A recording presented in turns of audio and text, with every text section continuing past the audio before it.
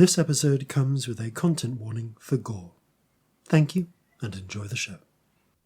Greetings and salutations, and welcome to Flintlocks and Fireballs, where a handful of mad actors will attempt to survive the treacherous waters of Dungeons and Dragons. I am your host and Dungeon Master Jason Phelps, and I'm joined, as ever, by Robbie Bellekom, Sam University Burns, and Ellie Sparrow. Yes. There we go. Knew that was coming. I imagine that was a lot to listen to. Jason sneezed at the same time I screamed because I'm an adversary. The adversary. Ah! It's episode 104. We have technically been doing this for 2 years. Yes. That's crazy. We've certainly been insane. releasing for 2 years at this point. Because I think we originally had that crazy 10 episode buffer when we started. No, but technically if it's episode 104, we have been doing this for 2 years. This is true. Yeah. Our first one was on the 14th of March, though, so 2 years and 2 weeks, really. Ooh. And I don't know how that works, but that's the date I have on the recording. Did you mean May? Yes, I did. Yes. Yeah. March, I am May. very tired. It's all the same in months. Yeah. March, May, I it all can feels do the same. dates. Well, happy 2 years. Happy 2 years. Yeah. We could have, made a small child in this time. Yeah, no, they're definitely up walking around and having solids now. Yeah. Yeah. Screaming, having terrible twos. Maybe we'll all get angry soon because we're having terrible twos. I mean, it sounds like us. Yeah. It does. That's why all the Sounds characters about are so right. mad. That's what it is. I had a weird instinct to sort of clink my glass against the microphone there. I don't know why. I happen to have two things in front of me. Let's so. do it and see what happens. Did you hear anything? Cheers, listeners. Yes. Well, that came out on the waveform, It so came out on the waveform, enjoy so that. presumably you did. We celebrated our 2 years by staring at each other's pixelated faces. It was kind Mostly of sad. faces. What was that? Mostly faces. Mostly faces. My camera is really far away because of the dumb setup I have. Yeah, Robbie's laptop is really loud, so they have to put it very, very far away from the microphone with a long extension cable. So if we do ever do recording where we can see each other's faces, it's just Robbie miles away. And we saw their foot in very big detail. Yes. They drew a face on it. It was lovely. Speaking of faces, And feet. it's time to turn our foot faces to the mists of time and gaze into that ever-present not yet and demand of future us. What messages from the present? What messages indeed? What messages can you hope to demand? We sit here in an ever-rolling present, each day the same as the next, with only the inevitable dive into the abyss to comfort us. It's Future Jason, with messages from the present. This episode of Flintlocks and Fireballs is brought to you by you. As ever, a massive thanks to our crew members on the Flintlocks Patreon who help keep this ship sailing. There's a wealth of extra content and bonus features for patrons, including regular blog posts, extra stories narrated by the cast, artwork, and a monthly poll for the community to help design an element to go into the game.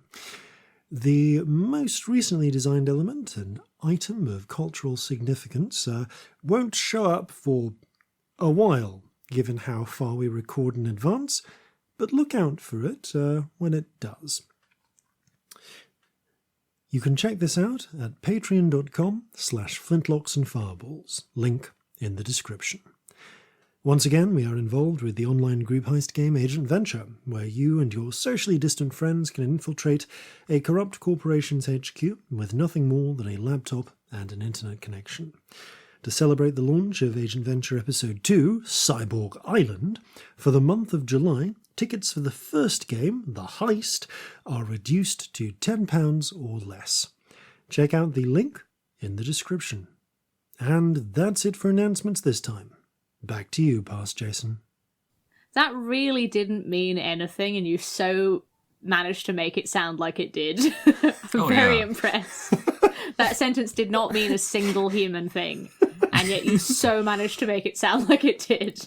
It was human words, definitely. It was, but they weren't strung together in any way that actually meant anything. I may have done a crash course on bullshit. Yeah. You did, The main actually. question is, though, can we manipulate this episode so that it ends up being called Feet and Faces? Given what's ahead, probably not, but... A challenge! It's not Challenge when we look up accepted. at the top of the cabin, the red eyes and just the lights gone. It's just feet with red eyes. Oh, the Lord. faces. Oh, God. I'm so sorry if you hate feet. We're not helping you right now, are we? Some people really don't like feet. No, yeah, some people super hate feet, which is fair. Zero judgment. I'm sorry that we've opened with all this foot talk. If it's your first episode, this isn't our usual opening. Speaking of feet, it's time to engage in some feats of adventure. Wow, that was a stretch. In tonight's episode proud of of you. Flintlocks and Fireballs.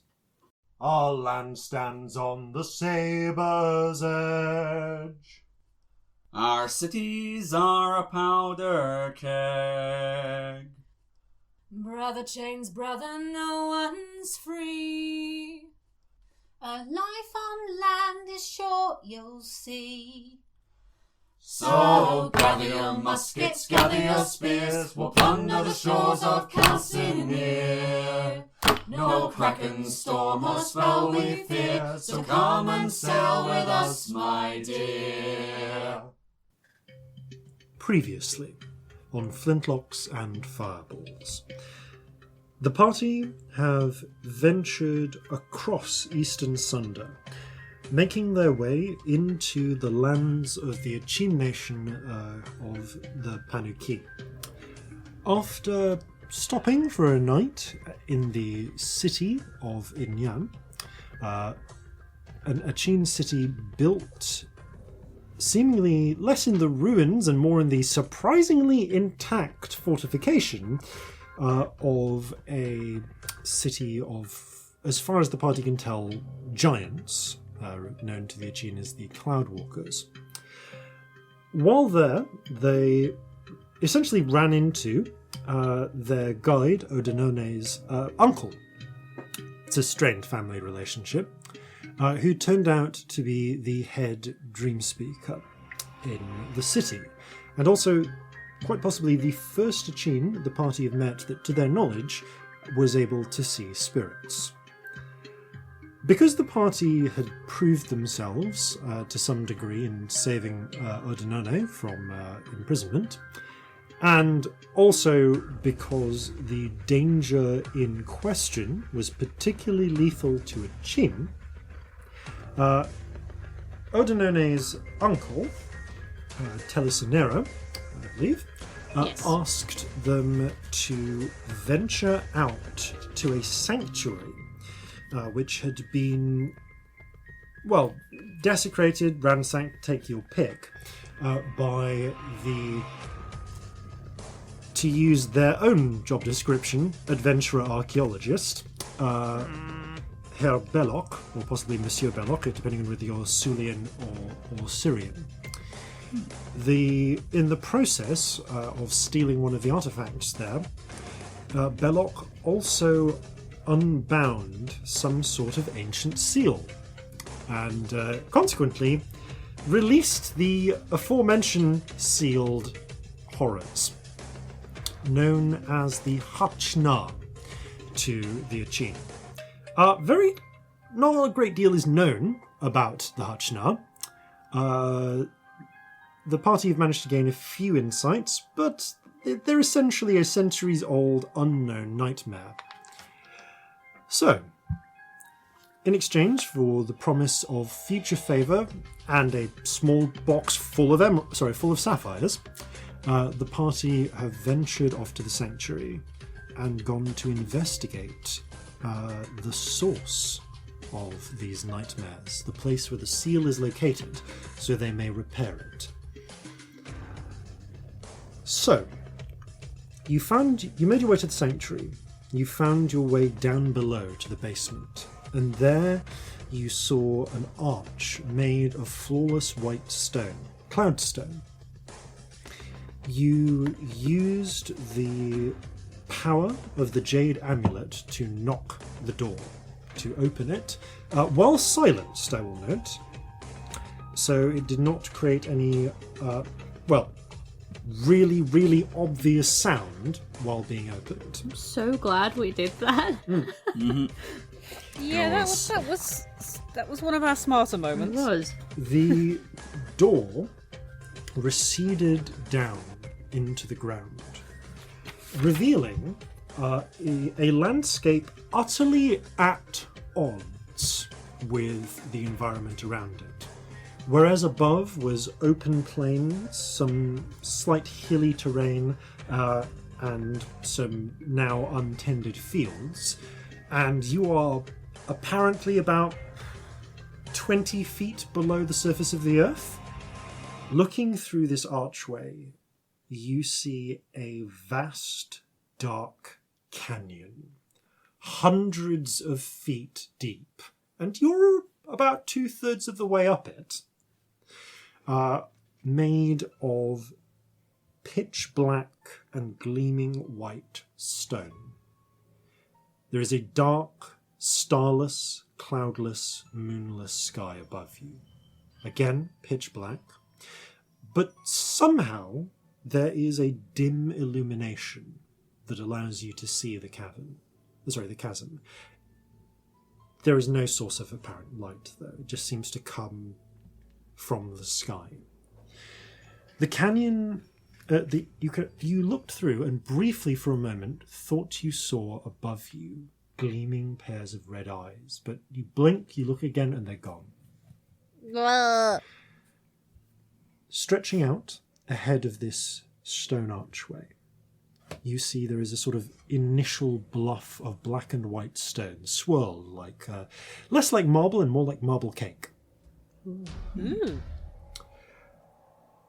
Ahead, as I say, above, there is the... you can see that streaks of black and white stone form the cliffs on either side.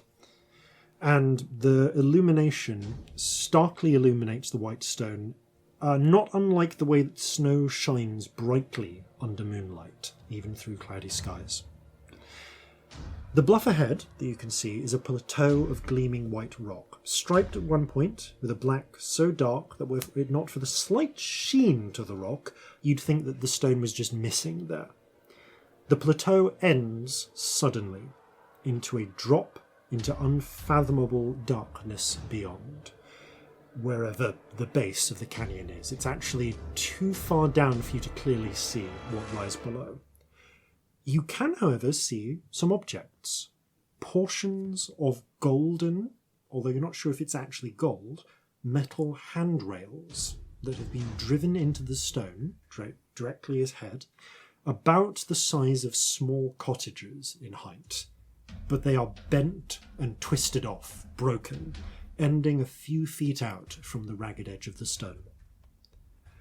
Peering around, you can see off to one side, though, there is a narrow ledge, just formed naturally, continuing along the canyon wall. And were you inclined to, it might provide an uneasy footpath deeper into the canyon. Peering down and along it, you can see a number of natural plateaus, broken passes that you might take to walk further along. There is only one thing that you can just make out at the base of the canyon, although it gets too dark to see anything else, but it stands out from its appearance. In the very centre of this canyon, hundreds of feet below, you can see a platform of pure white stone, upon which stands a small white pavilion with a circular sort of roof with a hole in the middle, an oculus, if you will. Pavilion in this context? In this context, it's like, it's basically, it reminds you a little bit of classical shrines or temples. It's a teeny one. Yeah. So it's imagine a very fancy gazebo with fluted white stone columns. No, not a gazebo. What's wrong with gazebos? Traditional Dungeons and Dragons lore. I'm not on with that at all. You see the dread gazebo. Yes. So it's not unlike a gazebo, but with a sort of circular hole in the roof. You can't quite make out what is through that hole from here, though. And it is hundreds of feet below, and perhaps as much as 1,000 feet away. Okay. Oh, wow. I need some mental help with where spaces are. Yes. There was a lot. So, we came in through the door. So you've not yet stepped through the door. This is what you can see peering through. But yes, if you step through Ahead, the door, like a long crack, there's this big canyon. Yes. ravine it stretches. thingy. But the walls don't go up. We're like at the top. You're 2/3 of the way up, so they go Okay, up. They go up a little bit further, and you can tell that they end when there's just the dark sky above. Yeah. And if you and the canyon itself is more or less straight and goes on, far as you can tell, to the horizon. And it's like in Minecraft where you're you just have this massive forwards into crack. a crack. Yeah. And this. What was the other word that wasn't gazebo that you used? Pavilion. Pavilion. Yeah. That's on a bit of rock in the middle. I'm struggling with where it is. It appears to be right in the middle, down at the bottom. You can just see it amongst the darkness. But you can't see the bottom, but you can see this see thing. the bottom. It appears to be like raised slightly off the bottom. Okay. Yeah, it's not that this is necessarily bottomless. It's just the light is too dim down there, and it's beyond But the range of the equally, dark it vision. might go way down from where that is, and we don't know. Yeah, It just this looks like it's appears to be resting on raised the up on darkness. some sort of white platform, which goes down into the Cool. dark. Right, thank you. Sorry, I was struggling to place No, everything. it's fair enough. How big were the eyes, and how many? They were there for a moment. I'm going to need you to give me a perception check. Okay. Can anyone make that? You all kind of look through, but separate checks, please, yes. Okay.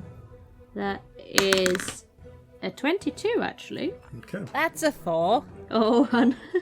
Starters I mean to go on. Yes. 17. This dice rolled badly last time as well. It's going to Bad sit on the other dice. side. Yeah, 6. some of the others can come out. Unicorn dice can Celestia. 6 red eyes. Okay, 6 3 of them. pairs. What, 3 pairs? How big? Hard to say. They were... Because you didn't see anything else except them. They could have been massive and up in the sky. Or they could have been human-sized and Not that far away. Yeah, like 20 feet above. But the problem is the sky is absolutely black. So if you look up, it's just black. There is no texture to it. It's like someone didn't bother to paint in the sky, you know? It almost feels like. Okay, so that's definitely not representative at all of the sky outside that we would have seen.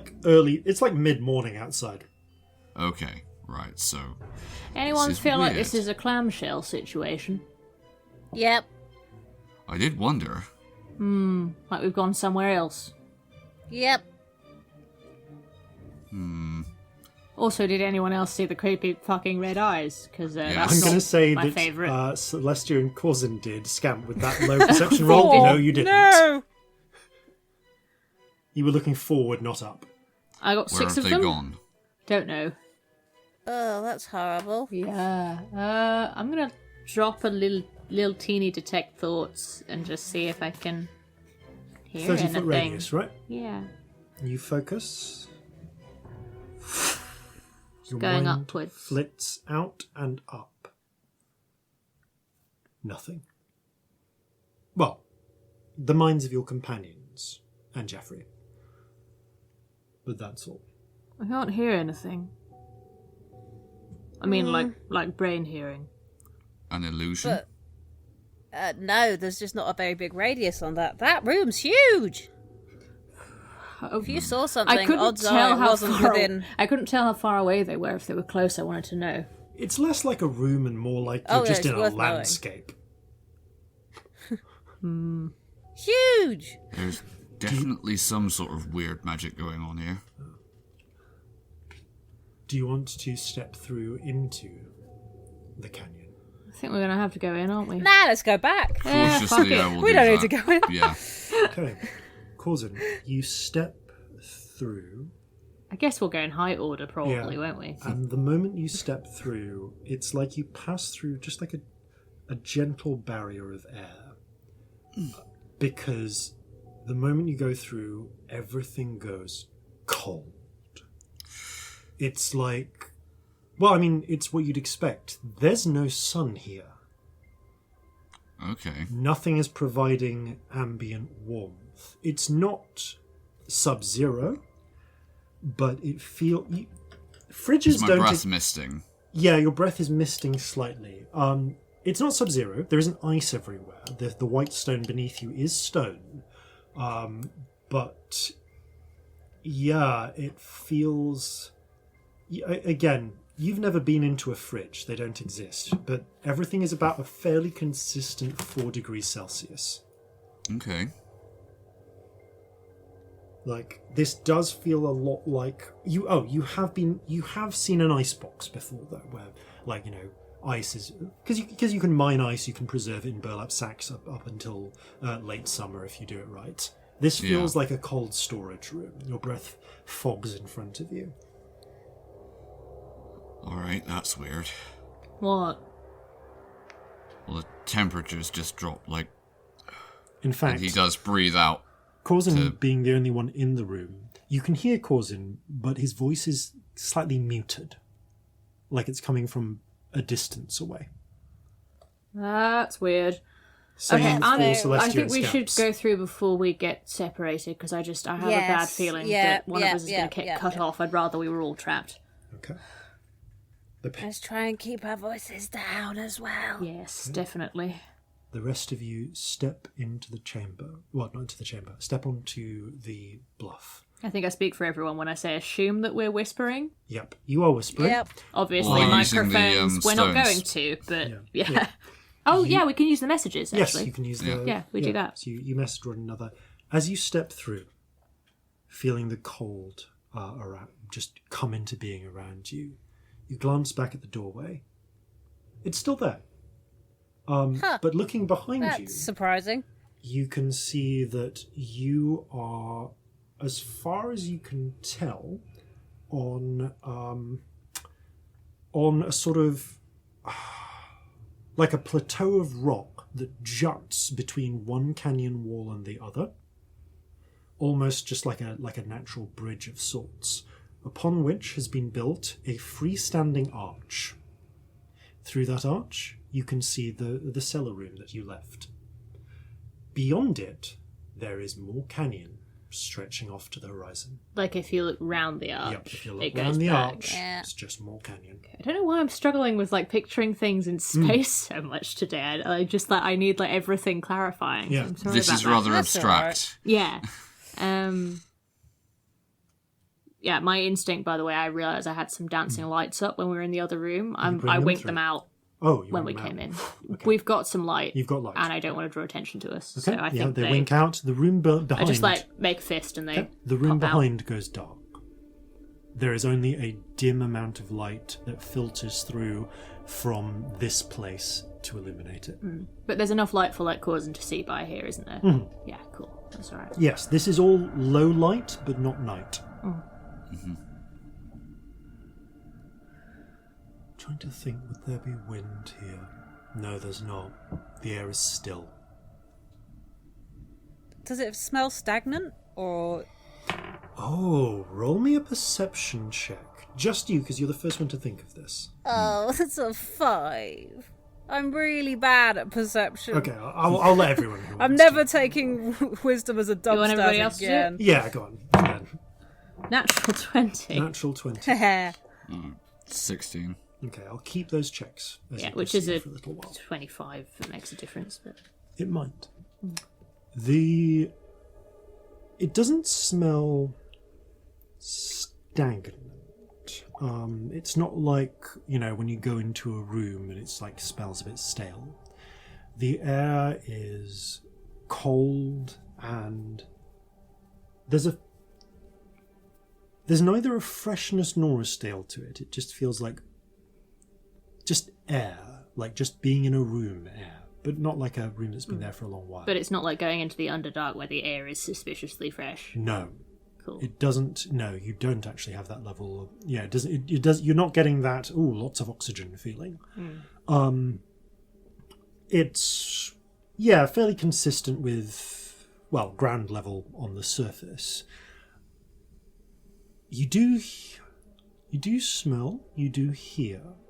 Just Celestia, very faintly. You swear you can hear the sound of like a babbling brook or something, or running water.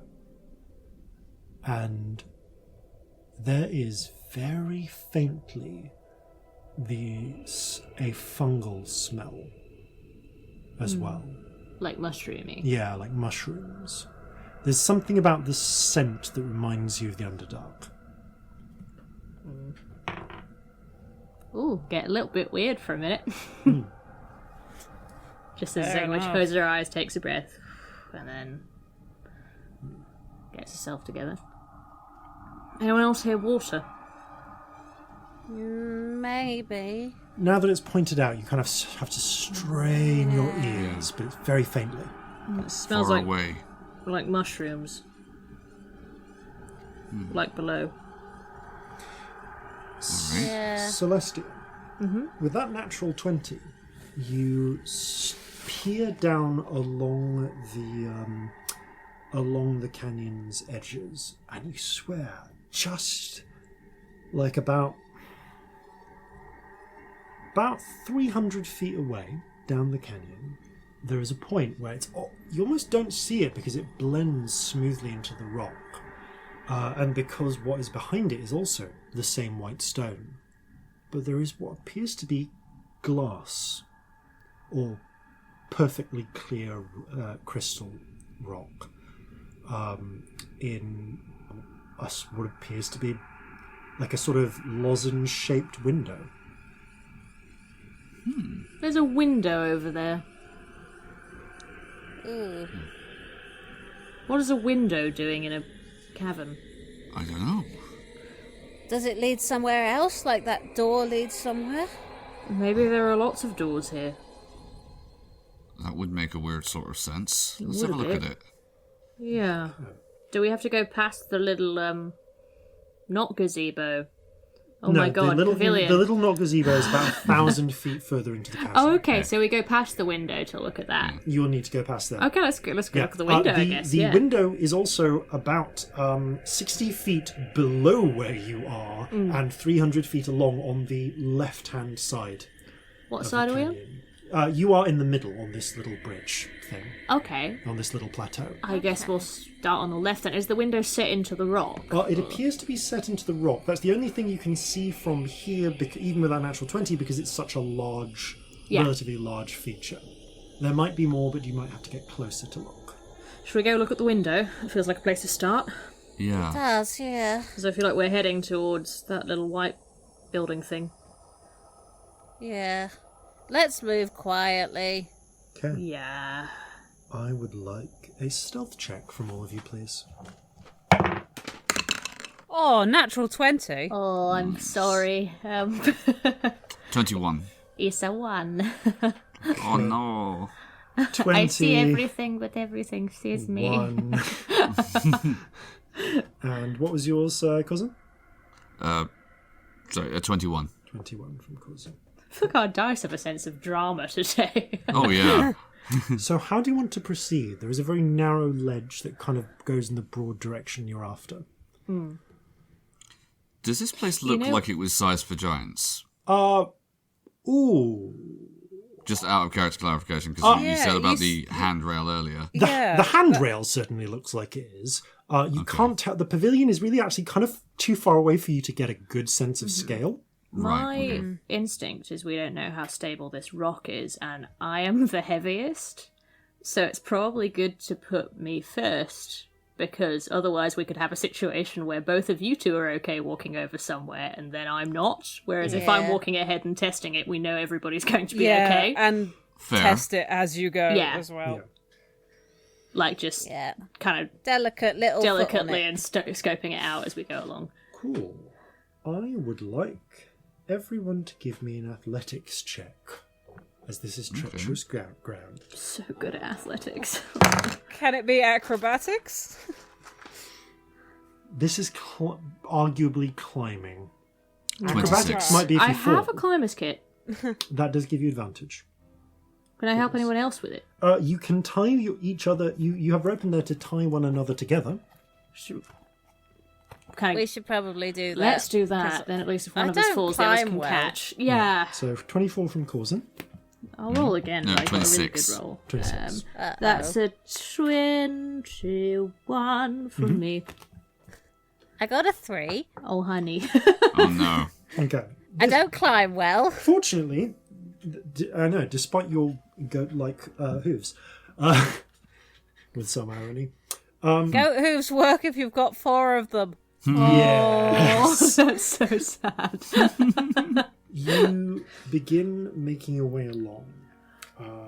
There is just about enough room for you to walk with a little discomfort, keeping a hand on the wall.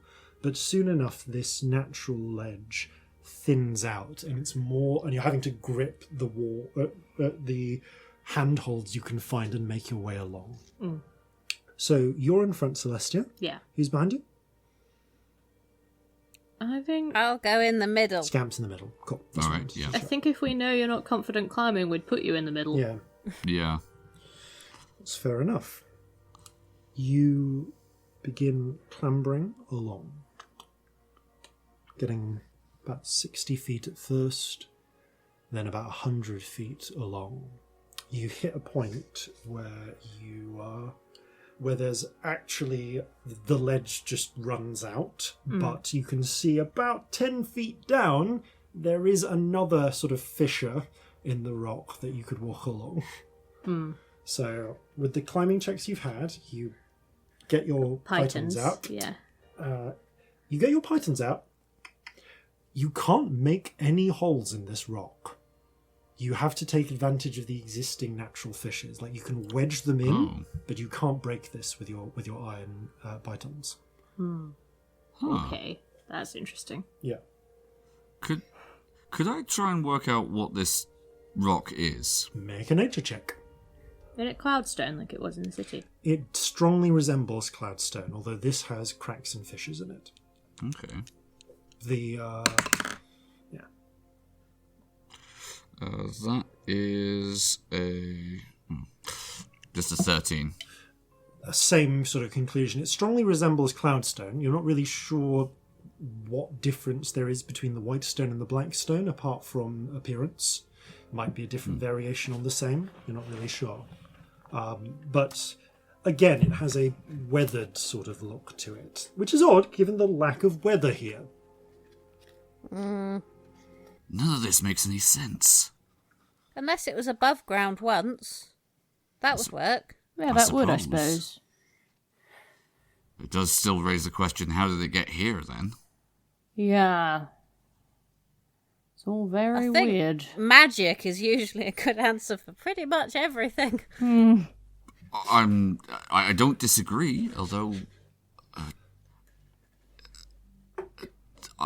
do you have any idea what this sort of place was for? No. I mean, even the Achin weren't really sure, was they? No.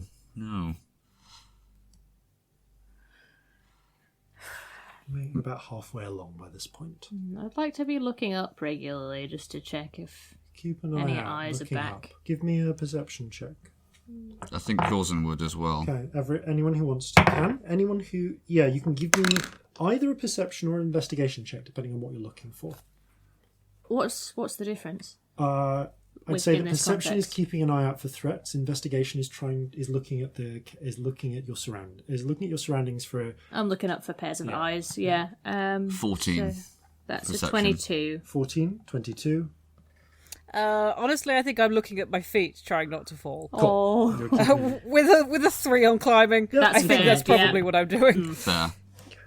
Nothing immediately that you can see. You look up, Celeste, you don't see any eyes in the sky. There's the craggy rocks above and below.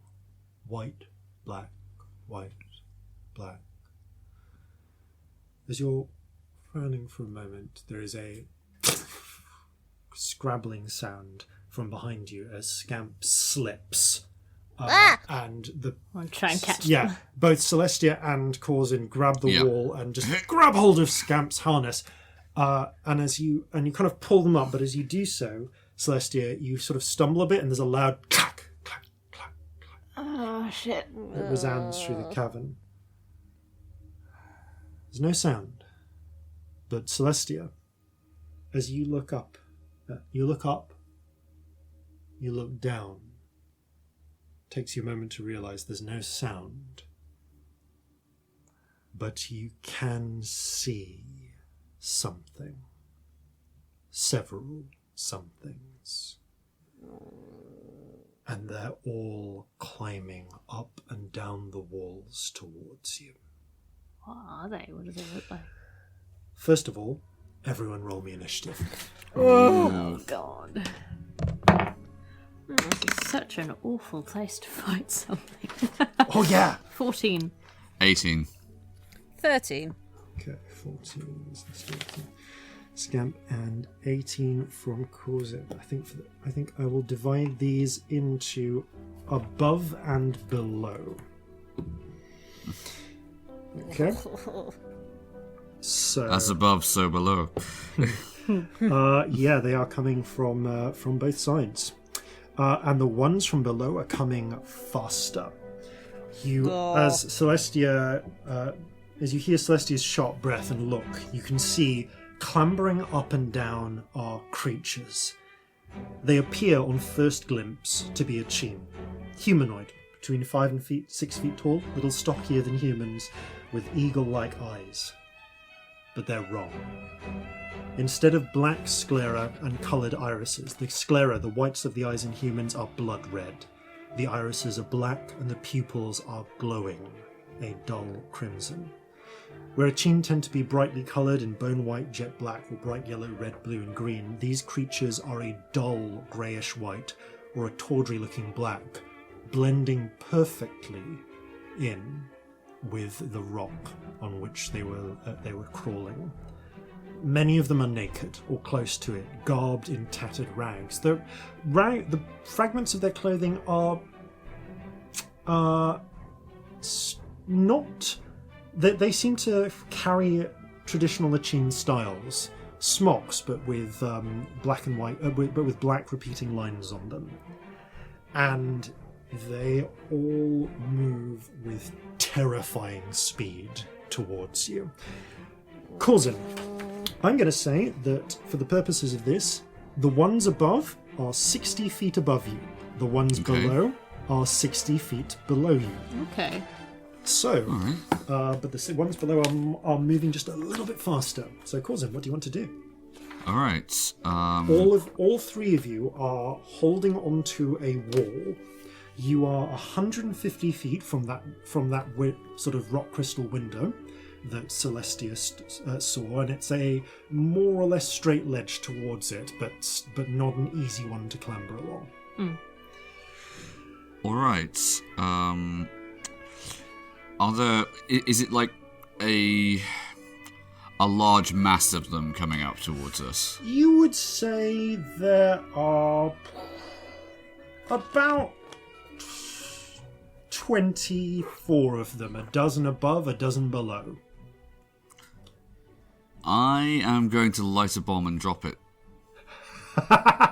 Nice. I guess it's not an attack roll, but roll me a d4, please. I want to see how many you can get. Okay. Within the radius. D4. 4. Okay. All right then. So you, as the bomb sort of drops, it blasts and it catches 4 of them in its radius. Roll damage. I'll roll their dex saves. Okay, that's 3d6. Okay, 16. 16. Okay, they are preternaturally fast. They scatter quickly out of the way. The one that the bomb actually hits in the face takes the full brunt of the blow. But despite burning them and searing their flesh, they are deterred only for a moment before continuing to scrabble up towards you. I'm just giving you a note of how much damage that was. The rest of them, however, are only momentarily deterred, and they continue scrabbling up towards you. All right. If I have my other attacks left, I am going to try and shoot the lead one. Okay. I think at this range it'd have to be carbine. Cool. Yep, 60 feet down. Take a carbine shot. It's tricky because you're having to use... You're kind of like having to lean back and... Because you're not exactly using... Carbine takes two... Thing is, carbine takes two hands. Oh, actually, that's the point. So you can either do this with disadvantage, or you can do it normally, but I want an athletics check from you to balance. I'll take the athletics check. Okay, give me an athletics check. Okay, that is a 19. Okay, you managed to successfully maintain your balance. Fire. Okay, hands free. Oh, that is a 26. Yeah, that hits. Roll damage. Nice. Fucking hope it hits. Oh my god. Yeah. I haven't rolled a d12 in a while. Oh, hello. Barbarian. Oh, dice. wow. That's, that's 18 percussive. Okay, it Yes. strikes. It buries into its shoulder. It doesn't go as deep as you'd expect, or it doesn't seem as affected as you might anticipate. The lead one is also the one that got the brunt of the blast. Whatever these things are, they're tough. So you do 9 damage to it Okay. instead of 18. Also, it does not bleed. Okay. You just see what seems to be just dry, greyish flesh. Okay. Anything else you can do on your turn? I'm not really going to move. Yeah, no, you're I think kind of that's in a it. position where you all have about 10 feet of rope between you because of the climber's harness. Yeah. So Can't if you go want to anywhere. move, like, this is a rare occasion in which I will let you sort of hold movement because, like, you know, if you wanted to move as a group. No. Otherwise, No, I think that's it for I'm me. going to say it's a bonus action to unclip your harness That's if you fair. need to. Yep. No, that's all for me now, I think. And then another bonus action to clip it back in. Yep. Cool. Okay. The ones from... Oh, I've actually got those the wrong way around. Okay, never mind. I will just swap those hit points. So, the ones from below clamber up, and when I say they crawl along the wall with terrible speed, making the full 60 feet in seconds. Bloody hell. Yeah, they just seem to, like, their fingers, their toes curl into the natural fissures in the rocks and just... They climb faster and more efficiently than Jeffrey could manage. Because there are so many of them, they're actually limited in how many can hit you. Like how many can actually get close to you enough to you to attack, because you're all quite close together. How many are above and below again? There are about a dozen 12 above each. and a dozen below, Cool. but only 5 can get close enough from below to actually attack you.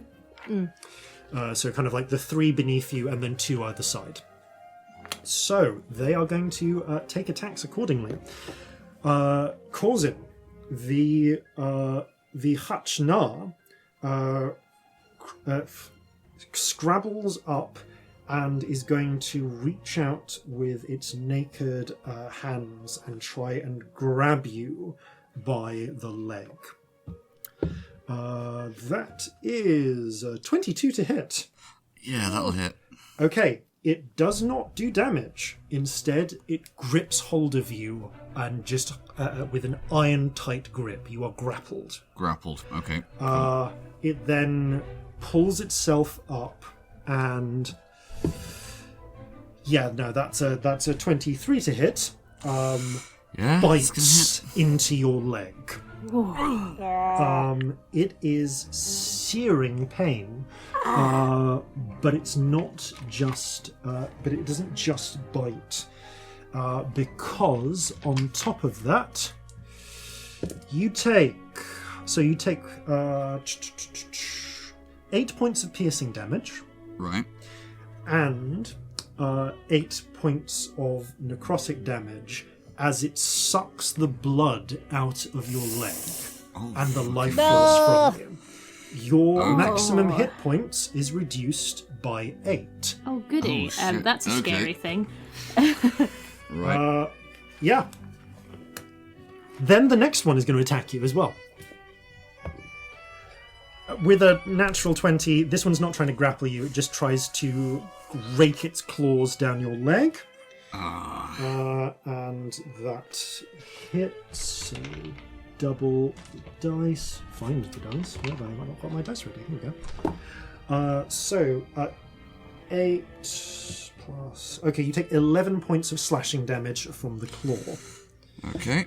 The bite, however, that it tries to get at you, it misses you. You kick its face out of the way before it can sink its teeth in. One is going to go for Scamp next. That's a 19 to hit you with its claws.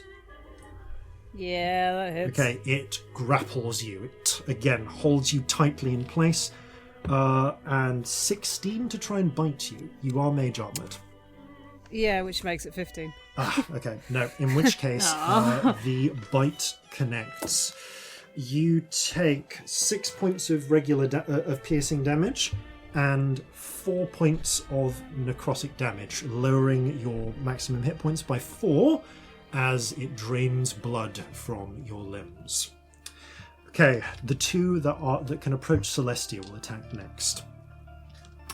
So, let's say claw bite. Okay, the claw fails to grab you. It's not able to grapple you, but that is a 23 on its bite.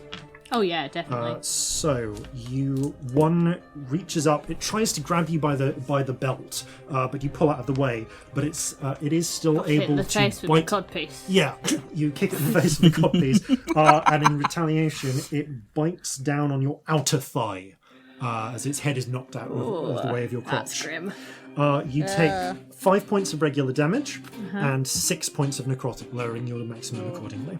So it lowers my maximum by 6. By 6, but you take 11 total. I take 11. Yeah. Okay, so Okay. Then the other one is going to come for you as well. Yeah, no, that was...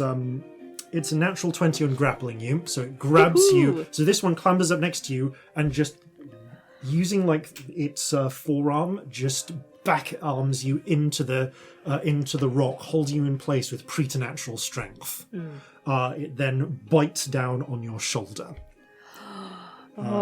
Yeah, you take some bite damage. You take 5 points of bite damage and 6 points of blood drain.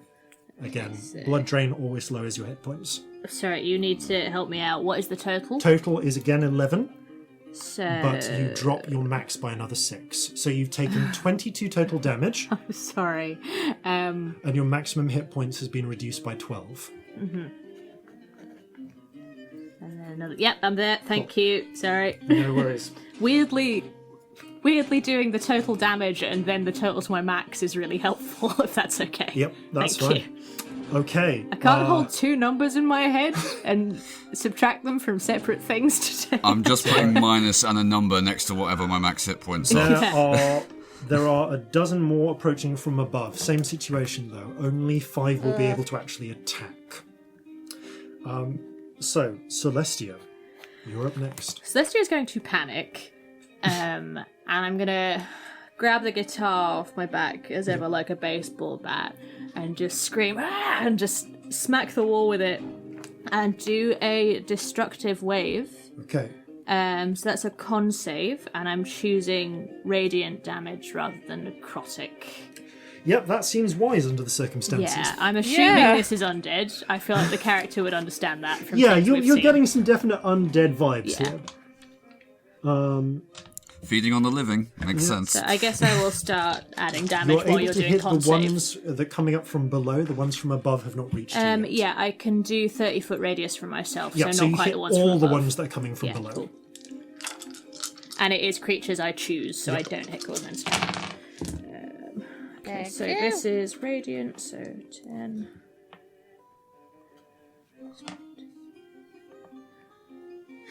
So 18 radiant, Okay. and also there's thunder as Yeah, well. roll that as well. So 18 radiant and 11, 14, 15, 16, 17 thunder. Okay. And your save DC is what? 17? Yeah, Yeah, they take all of that. excellent. Nice. So that becomes 35 total damage. So that just drops all of them by, all of that. Okay, let me just quickly update their hit points. Okay, it doesn't kill them outright, but it does. It doesn't. There's no blast back effect on this one like Thunderwave, is there? What do you mean? It doesn't like knock them out. I think it's just thunder damage. Yeah, it's just thunder damage. Yeah. Yeah. So as the That's rainbow, not like the purpose of the spell. yeah, as the rainbow burst ricochets out, you can see they're actually pushed back about 2 or 3 feet, gripping onto the wall, as the rainbow energy just carves and burns through their flesh. Again, they do not bleed, but blackened, charred flesh is left in its place.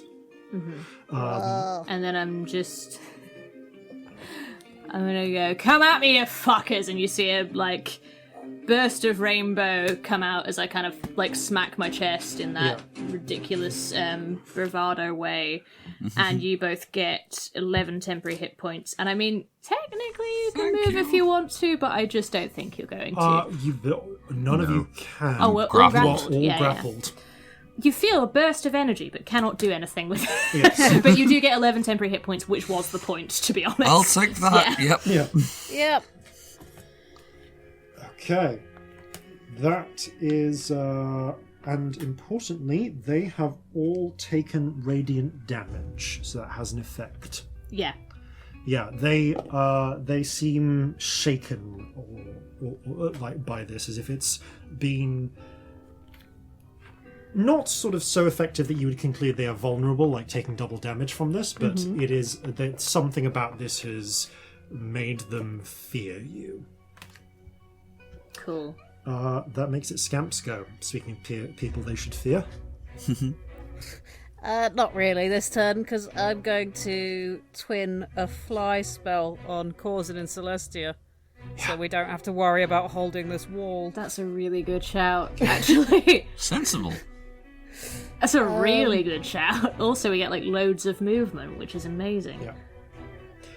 Yeah, but we are all grappled. True, but Yeah. when we're not, eventually. Yeah. Is there anything I can do?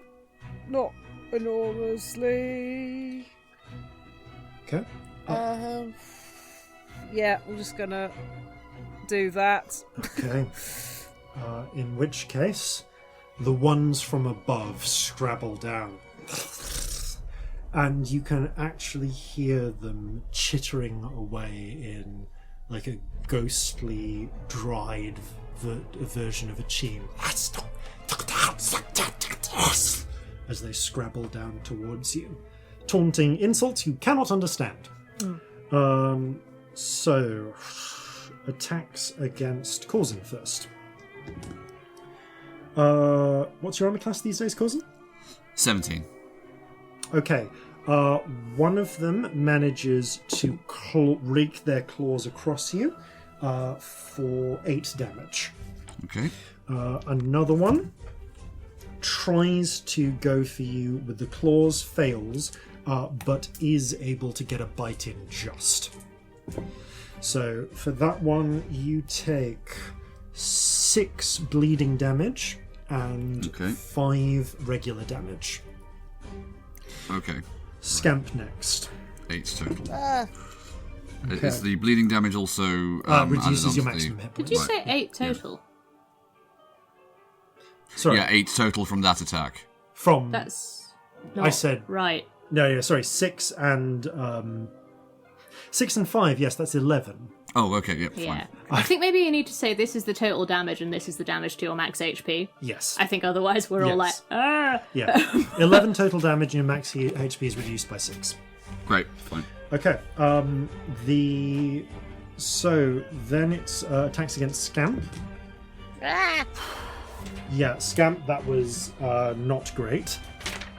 The claw manages to get you, like they claw your scalp from above, blood dripping into your eyes, momentarily fuzzing your vision and smacking your head against the wall. So you actually take 13 points of slashing damage, and you take a total of 10 damage, of which 4 is blood drain from a bite that sinks into your shoulder from above. Okay.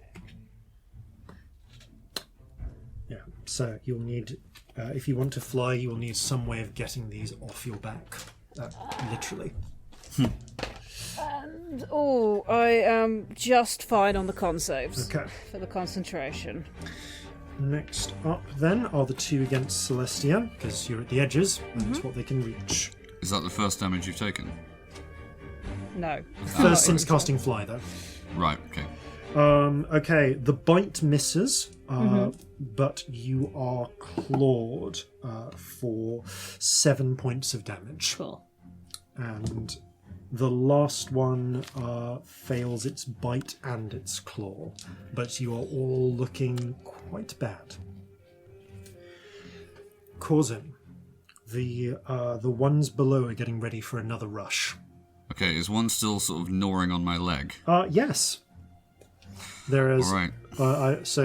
One. They're all from below are the ones that are grappling. And that's okay. That's the one that's grappling me. Okay. Yeah. I'm going to take out Dishonor and try and shoot him point blank with it. Yeah. I'm a mouse for the list, you bastard. Oh, is that blunderbuss shot as well? Yep. Okay. Yep. This does full damage. Roll attack. Okay, that's it's 3d6 again. Okay, that's 10 percussive. Roll attack first. Though. Oh, sorry. That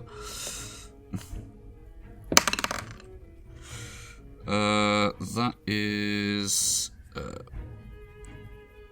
14. Okay.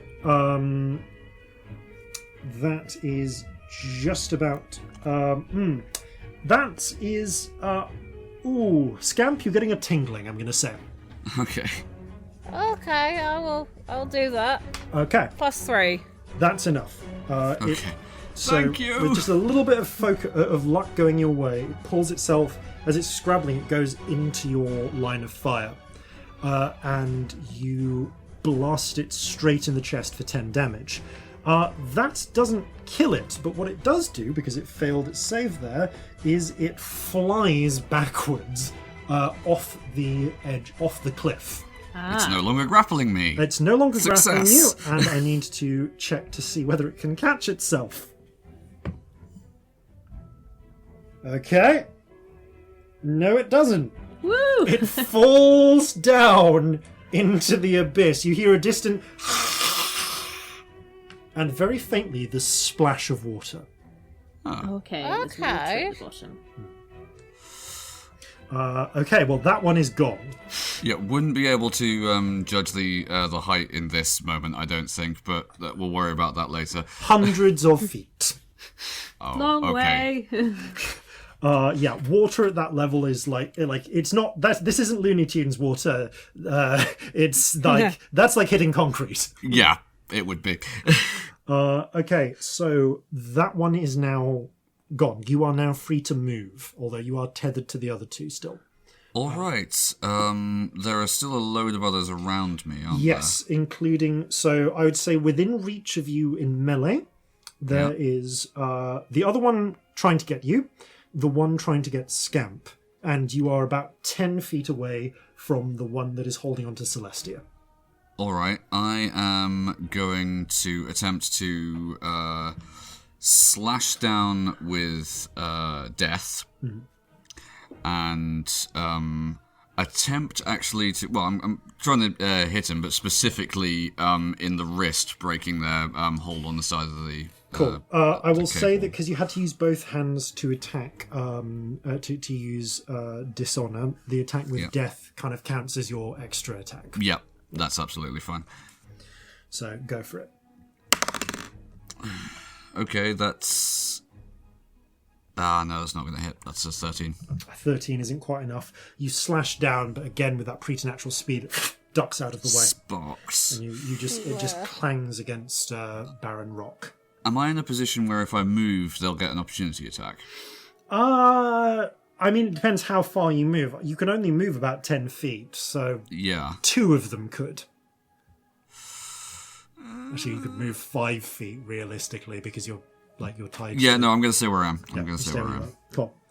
All right. That means the ones below are going to attack.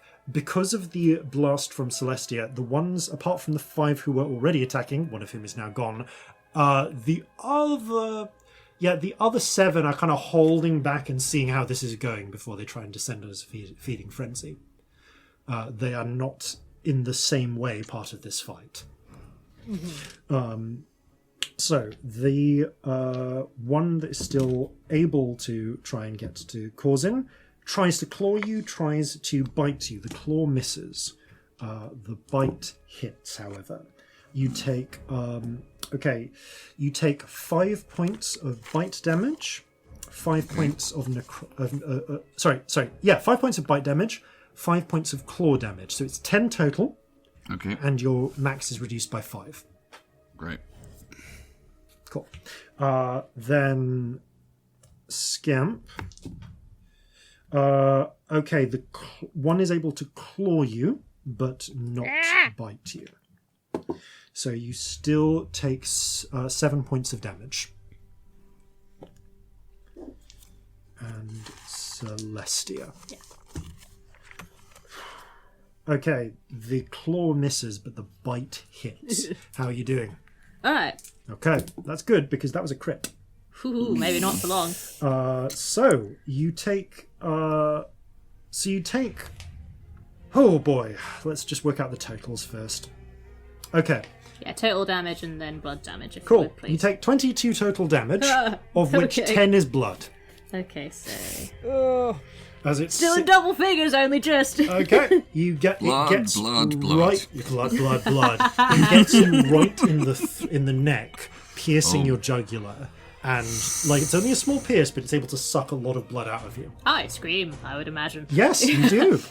However, that is the end of the Hachna attacks for now. Celestia. I was gonna say something pithy, but I think I've just... something's just, fucking sliced one of my scariest veins it could slice. Yeah.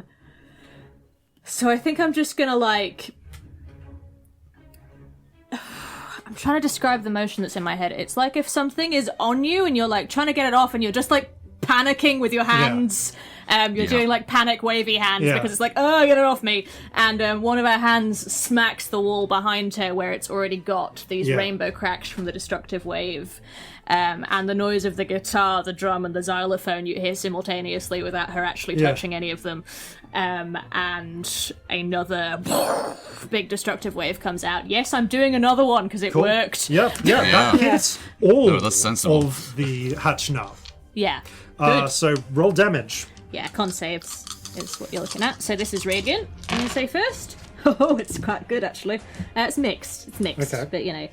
So 12, 17, 19 radiant. Okay, and it's con. Cool. Yep, and the thunder, please. 4, 8, 14, 15 thunder. Okay, so 34 total.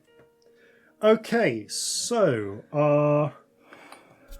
all but one of the 5 currently attacking you from below, including the one grappling you and the one grappling Scamp, are basically disintegrated. Tendrils. How's the one on my neck? Is that gone? Sorry. Yes, that is. Good. Yes, the one on your neck was the one grappling you. So they are just gone. The other one that's kind of from below has been trying to grab your, that clawed you last time, is it managed to save, so they haven't taken as much damage. But yeah, those ones, all of those are destroyed.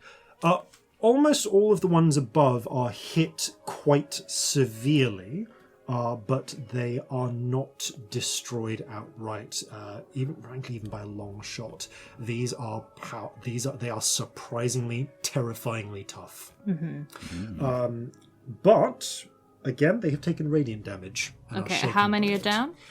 So four of the 5 below are now completely dusted, and in fact, as you blast them apart with these radiant strikes, they actually turn into a fine ash. Oh, interesting. Which scatters down below. They are scary tough, though. Destructive Wave is a very big spell. Yes, it is. They've taken 2. But yeah, they flutter. The ashes just float down into the chasm, down to whatever water there is below. I'm then going to clap a hand to the vein on my neck that is bleeding. Yeah. Release it's an artery, actually. It's worse. Oh, God, there's actually blood, squirting out blood is of me. squirting. Oh, we should put a content warning on that yes, for gore, yes. because we've just said that. That's where a content warning needs to be. That's all right. Enjoy the content warning at the start of the episode. Yes. But, yeah, basically I just release a small, garbled stream of expletives. So it's like, fuck, shit, ow, bleeding, fuck, cunt, and that's a healing word. Yep. A little baby 3rd level healing word on myself. Oh yeah. You feel some of that blood bubble back into your bloodstream. Yeah. Good. Do you want to move, or in this case maybe hold movement? I can't really move, can I? You're tethered to the others, but here's the thing. If you move, and the others are willing to let you move them, yes, you can, because you can fly, Corzin can fly, and Scamp is tied to both of you. How bad is Scamp looking? That's going to come into my decision. I've taken about half my hit points in damage. I'm not flying. Okay, no, worth checking. There are after all still six I'm not creatures around though, you. Right? You're not. None of you are now grappled. Is there any real point going forwards? It's not massively, is there? There is. Peering ahead, you can see that giant window, and you can actually just make out there is a thin... Something you couldn't make out because it's built into the stone, what appears to be a door next to it. Okay. It's about, as I say, it's about 120 feet away. A door that we could realistically run into if we wanted to? Yes, it is a door, which is a door as well. It can be opened, it can be closed. Oh, I'm fancy. going to say that Celestia kind of defers to both of you before doing this because we can talk as not as a free action. Yeah. So, Celestia kind of goes, there's a door over there, run, yes? Alright, go! Yeah, I start running. Do you want to run or fly? Because your flight speed is 60 feet. I guess I will fly, but I would like to stay with the path underneath me. Okay, so you're kind of I don't want to get out into the cavern because, frankly, the person keeping the fly spell up is not looking amazing. Yeah, Corzin, you've kind of as I said, I fly for the speed, not for the getting off the path. You still have your movement, so you can assist with this. I'll say the 3 of you can fly. This is going to provoke attacks of opportunity. That healing word is a piece of shit, and I just need to commiserate that with all of you for a second. But yeah, the 3 of you are all willing to fly? Yes. Cool. I mean, yeah. I mean, are you providing any resistance to being dragged along by your companions? No. Good.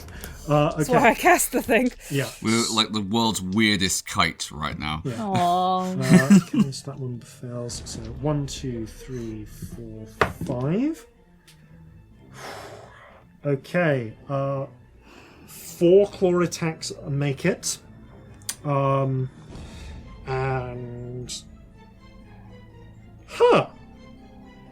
Okay, yeah.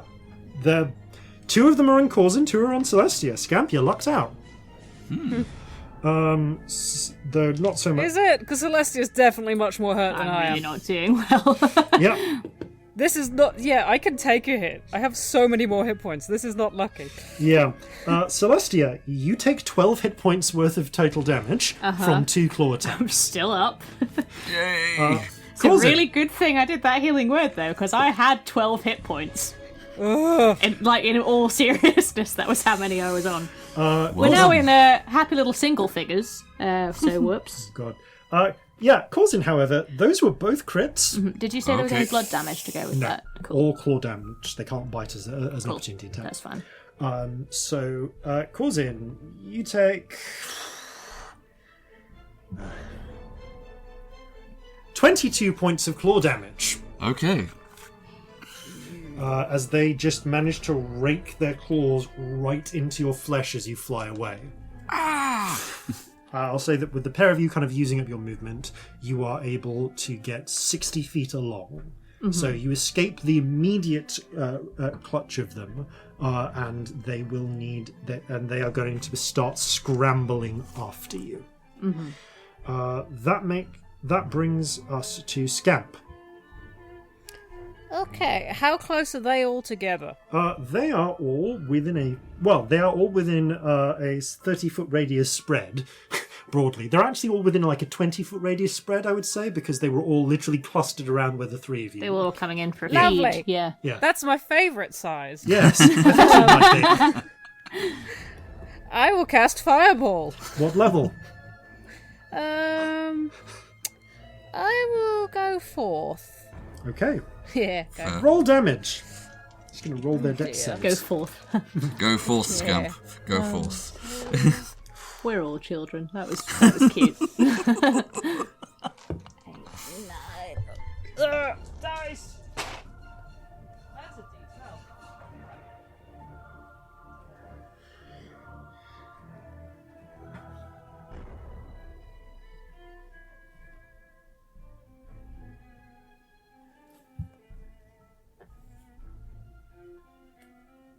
Many maths. Many maths.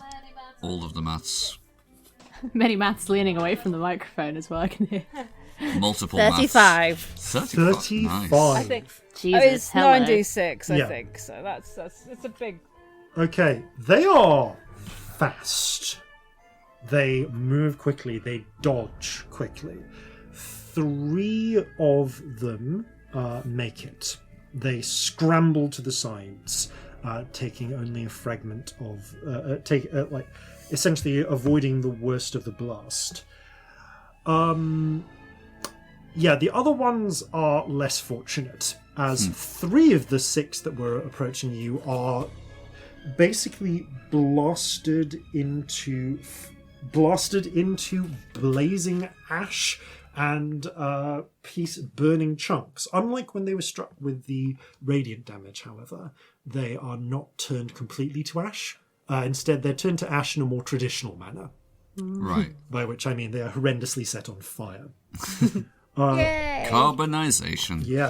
The 3 of the ones that were at the front do start to chase after you, but they will go after Corzin, actually. Because they will come because they are after him. Everyone who was from the group below has either been blown up or deterred. In fact, actually, with the amount of damage that you did, I think almost the entire below group is just ashed one way or another at this point. So the There survivor was one left, wasn't there?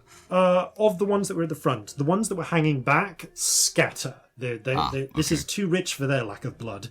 They scramble away, fleeing rather than pursuing. Okay. Smart. But yes, the others start to crawl towards you with terrifying speed. Corzin, what do you want to do? There are 3 at the head of the swarm of the ones that were So formerly 3 coming of the from ones above. that were below us are crawling. 3 of the ones that were above, I got it wrong, are crawling Okay. towards you. All of the ones below have fucked off. How many were there? There were 5 that were at the front. There were about 7 behind. 3 of them have escaped Cool. that weren't ashed completely. No, that's fine. I'm just The working ones out. attacking you, there is still a horde of about 9 after you. Okay. But only 3 at the front will be able to reach you. Okay, how far behind me are they? 60 feet and gaining quickly. All right. I am going to try something then. I am going to ready an attack action for when they're within pistol range. And on the first one, I'm going to use a bonus action to cast Ensnaring Strike. Because, as I read it correctly, they're still having to clamber their way along the rock face. True. If they can't you actually can cast hold Ensnaring on. Strike now and then ready the action to fire. Yep, that's absolutely fine. So it's just a bonus action to cast that. Yeah, and then you hold the action to fire. Yep. And then when you fire, the spell will discharge. Yeah. Yep. Fun with mechanics. Ensnaring Strike is it one target or just a lot of them? It is one target. Next So time you hit a single creature target, with a yeah. weapon. Cool. Okay, Yeah. you'll stop at least one of them. Yep. Cool. All right, and that's with the pistol. Awesome. Worst case scenario, it's a slight obstacle for them. Okay. Okay, so you're using one of your regular pistols for this one. Got it. Yes. Okay. They crawl towards you with terrifying speed. Corzin, you are at the back, which means you are their focus. The central one, the one who is slightly forward, however, gets attacked by you. So roll your attacks. Okay. I think you can take 2. Yes. Okay. So the first one is a 16 to hit. That hits. Roll damage. Okay, I'll roll the regular damage first. Strength save? And yes, it is a strength save. DC 15. Okay, the ambivalent octopus flies out with the bullet and wraps around it, pulling it into the wall. Okay, yeah. So 10 percussive, and I believe also that means that it takes an extra D6. Cool. Roll the d6. 2. Okay, so it takes 2 damage from being ensnared. It takes 10 damage. That 10 damage is halved to 5. As a regular weapon, this fires into it, but it's not as distracted as when something got one of them got hit by dishonor. Right. So It is, however, held in place. okay. And ensnared. All right. So next one then. If that's held in place, there'll be one behind it. Yeah, So you can fire with another pistol. yeah. Oh, that's a 25. That hits. Roll damage. Right. Okay. 14 percussive. Okay. Again, half to 7. Right. Okay. So it is, however, momentarily sort of shot backwards, just like 6 inches or so, and then it begins crawling towards you. And the 2 that can reach you are going to try, first of all, to grapple you. Okay, so one of them grabs hold of you tightly with its claw, holding you in place. Grabs hold of him. These are all in Corzin. Yep. The other one... Sorry, you looked at me and I was like... The other one claws across your face, leaving deep gouges. That was a crit. Okay. Oh, bloody hell, what are they rolling? Yeah, they're Well. rolling a lot of 20s. You take... How are you doing, Corzin? I'm just under half now. Cool. Well, you take 15 hit points of clawing across the face damage. Ouch. He's going to have some fresh scars. Yeah. I mean, we all are a bit. Yeah. Then they try and bite you. Ouch. Rude.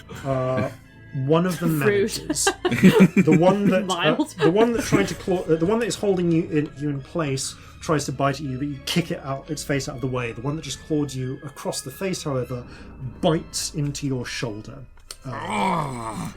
Okay, you take 5 points of total damage. Then you take 10 points of total damage. Okay. 12 points of total damage, of which 7 is blood drain. Right. Okay. And you are now grappled. 7 was the blood drain. Okay. The rest of the group is scrambling towards you, but they're not racing as quickly as the ones at the front. so they won't get to you on this turn. Okay. Celestia. How far away are the rest of the group? The rest of the group, I'll say, are 30 feet back from Corzin. Okay. They're not dashing. They're kind of taking their time. They're a bit more circumspect. How many could I get in a 10-foot radius sphere? Oh, hang on, I'm so sorry. I've got to roll concentration. Oh, do. Please do. You could... 10-foot radius spear. They're pretty... Radius? Yeah, they're all pretty... You could get the rest of them. Yeah, I'm good. Okay. I'd say there's... Yeah, I said that there were still 9 total going. 2 are at the front, so 7 of them, including the one that's ensnared. Okay, worth it. So... One would imagine that as Celestia is bleeding from a lot of places and still her neck, I imagine her kind of breathing quite hard at this point. There's a lot of like chest heaving going on, and the rainbow spirit kind of joins in and comes in on one of the in-breaths, and then Celestia just kind of goes, blows it outwards towards them, and I'm going to cast Confusion. And I hope that they breathe it in and be confused. It's a wisdom saves, right? save, and I have all the things for the numbers. Okay, 2 of them make it. The rest, however, immediately begin turning on each other or sort of abstracting to from each them. other. Yep. Some of them try to crawl forwards but are grappled by the others. It's kind of becoming a mess. We'll resolve more of that on their turn. Yeah. If they make it. There is one still holding Corzin in place, preventing your group from easily proceeding forwards. If I smack it in the face... No, if I smack it on the hand that it's holding with the guitar with the intent to make it let go rather than doing damage, is that allowed with a shocking grasp or not? Or can I just do damage? Can you do that as a bonus action? You can't, you're not a sorcerer. Oh no, hang on. I'm sorry, I'm not on it. Yeah, Ooh, that's right. I can't You've do that used as your a bonus action to action. cast Confusion. That's balls. You can... In which case... I will say, as again, with this particular house rule for this fight, I will let you hold your movement, though. I will hold the movement. Yeah. But I will also heal myself. Yes, that makes sense. Sensible. Really not well. Try to recover more of that blood loss. Yeah. Yeah. I'm gonna do that. Let's do a little second level healing. Yeah. Using up a lot of spells, but I don't see a choice. So yeah. I recover 9 hit points. That doubles them neatly, so that's good. Okay. Oh yeah, I look like shit. Scamp. Yours are about, I want to say, like 50 feet now from the door. You can see that it is actually a white metal door built into the white stone in a way that from a distance you can't see it. There is even, actually, here's the thing, actually. This door is not sized for you. It is about it's about triple scale. Giant door. Yeah, this door is designed to let someone 20 feet high get in. Cool. Relatively easily, and you can see just jutting out of it now there is a tiny bit of protruding white stone, as if there was at some point like just the edge of an arch or some sort of flooring in front of it, but has long since broken off. And actually, now that you look, just the stub ends of 2 pieces of golden railing. Okay. Yeah. How many are on Corzin? 2, but only 1 is grappling. And how far is that from me? About 10 feet. Oh, that's no good. Like because of the given the rope, you could sort of climb around Corzin or like reach around Corzin if you wanted to get in melee with them. We were all thinking it. Yes, we were all thinking I'm a grown up. I would like to reach over. Corzin is tiny. Yes. I will reach over Corzin. That's a dumb image. I'm going to twin a shocking grasp Okay, on them. do it. Okay, roll 2 attacks. Oh, so much. I didn't roll that. Why, it's more useful. So that is a 28 and a 27 to Roll hit. damage. Shit. I rolled an 18 and 19. What a waste. maybe much not. lower would have done. Where's my d8s? There they are. So first one is very nice. That's 19. Okay, the second one? And the second one is 17. Okay. Thank you, d8s. One You of can them, the first one actually had 19 hit points. So as you reach out and grab them, the pair of them are just wreathed in electricity, and just their muscles releasing, they fling themselves off the chasm wall and fall as smoking wrecks down. You hear 2 distant splashes. You are, however, all now free to fly to that door. Door! Oh! Okay, you fling yourselves as a trio towards the door, grab the handle, it is mercifully unlocked, and pull it open. Rushing inside, you slam it closed, and you can see there is a nice little turnkey latch type thing.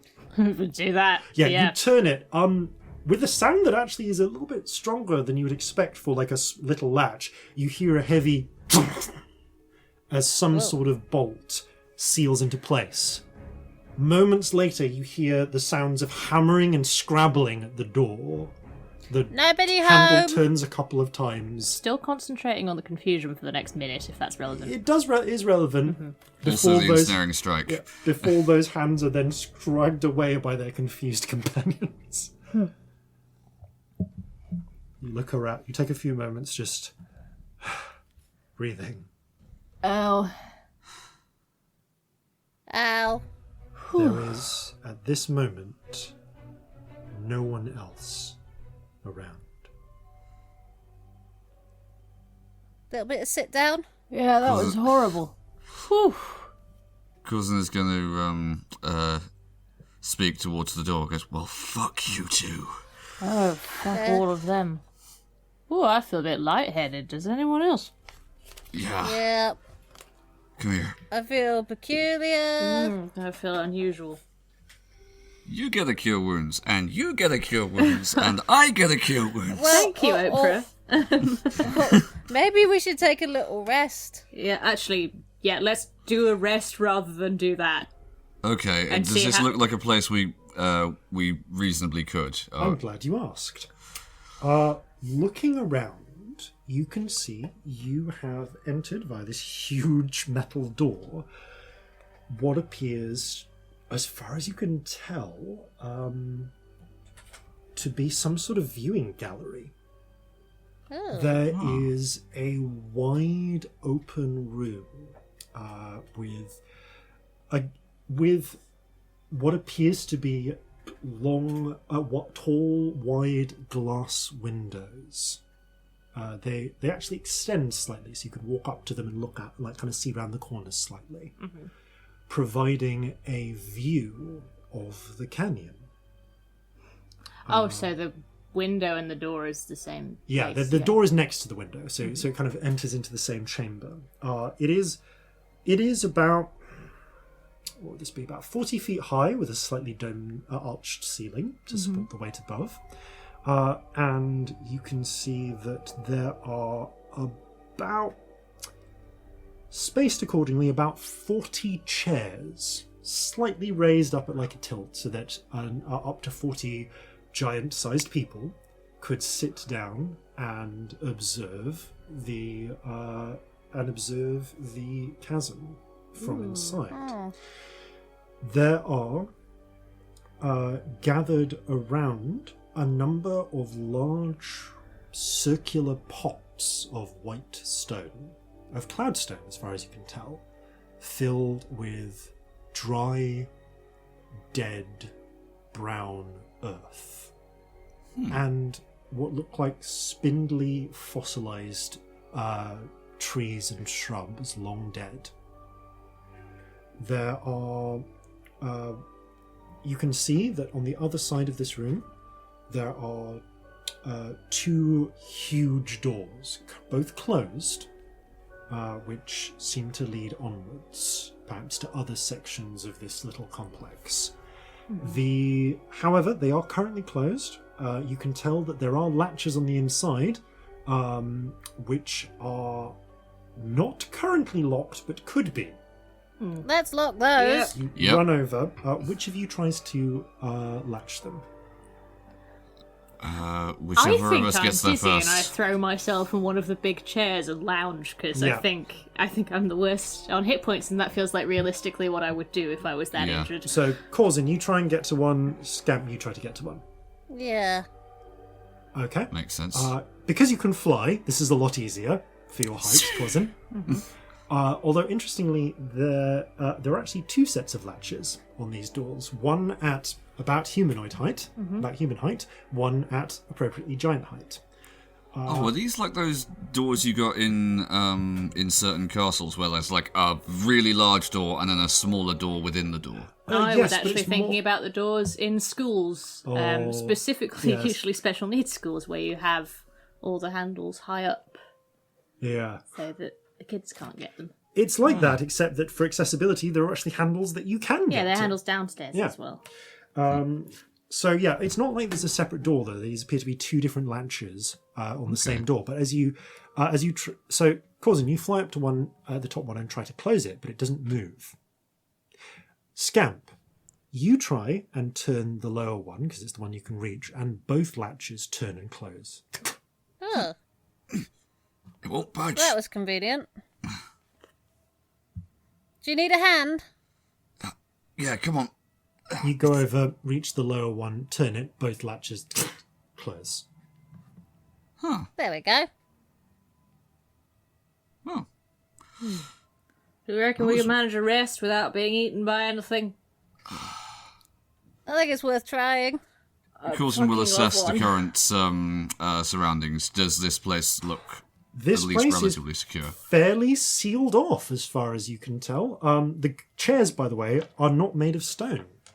They are made of lovely golden metal, not unlike the railing pieces, and covered in plush red. What was once upon a time plush red upholstery, not unlike sort of classical theatre chairs. However, the upholstery has in a lot of cases just decayed, and in some cases appears to have been slashed by claws, the stuffing emerging. But there is one which is, by sheer chance, more or less intact, and the three of you are able to lounge on that and get some comfortable seating. It is very exposed to the outside. There is a giant glass window, but the doors do all appear to be securely locked. Okay. We're gonna roll some hit dice if we get to sit down for long enough. Please. Yeah, I think that's a If you good want to idea. risk a short rest, you can take a short rest. Yes. I yes, think so. Please. I Okay. think it's worth it at this Yeah, point. you kind of, I'm gonna do a song of rest because that's an ability I have. Yes, it is. Yes. You kind of Is it Al? It's Ow the reprise. This time it goes, Ow, I've got less blood than I did. Everyone join in. Ow. Ow. Ow. Ow. It's just like discordant notes on the guitar. It's not even in tune. Yes, somehow the communion of dismay that you feel seems to just give you a little bit of relaxation. You rest for an hour, you eat. You regain some of your strength, but it will take a long rest to recover the lost blood. I can't even describe how badly these hit dice are rolling. I need some solidarity. Yeah, I just rolled a 1 and a 2 on some of mine. So. So I am up to... Yeah, I'm just going to roll a lot of hit dice. Frankly, I need them. Okay, so that is... Yep, more hit dice. Fuck it. Okay, I'm back up to over half at least. Okay. Nice for some. No, actually, I'm just over half. I'm with you there. You take your hour, and Yeah, I'm going to leave it there for now. Oh, and Song of Rest. I need to work out what that is these days. I think it's still... Is it still a D6 or is it a D8 I now? think it continues. No, it's to be D8. Oh, it's a D8 now. Yeah. We'll get a D8. Hang on. Oh, You'll get an extra 5. Enjoy that. Hey, okay, excellent. And Corzin, if you wish, you can use charges from your medical kit to give everyone an extra d6 as well. Oh, please. I will, yes. I have... Drop your medical kit by 3 charges. Jeffrey and Marjorie are both fine. They All right. escaped the attacks. So everyone gets an additional 5. Well, oh, actually, no. What was that? D6. D6, right. Okay. How many? That is an extra 4. Lovely. That's way more doable.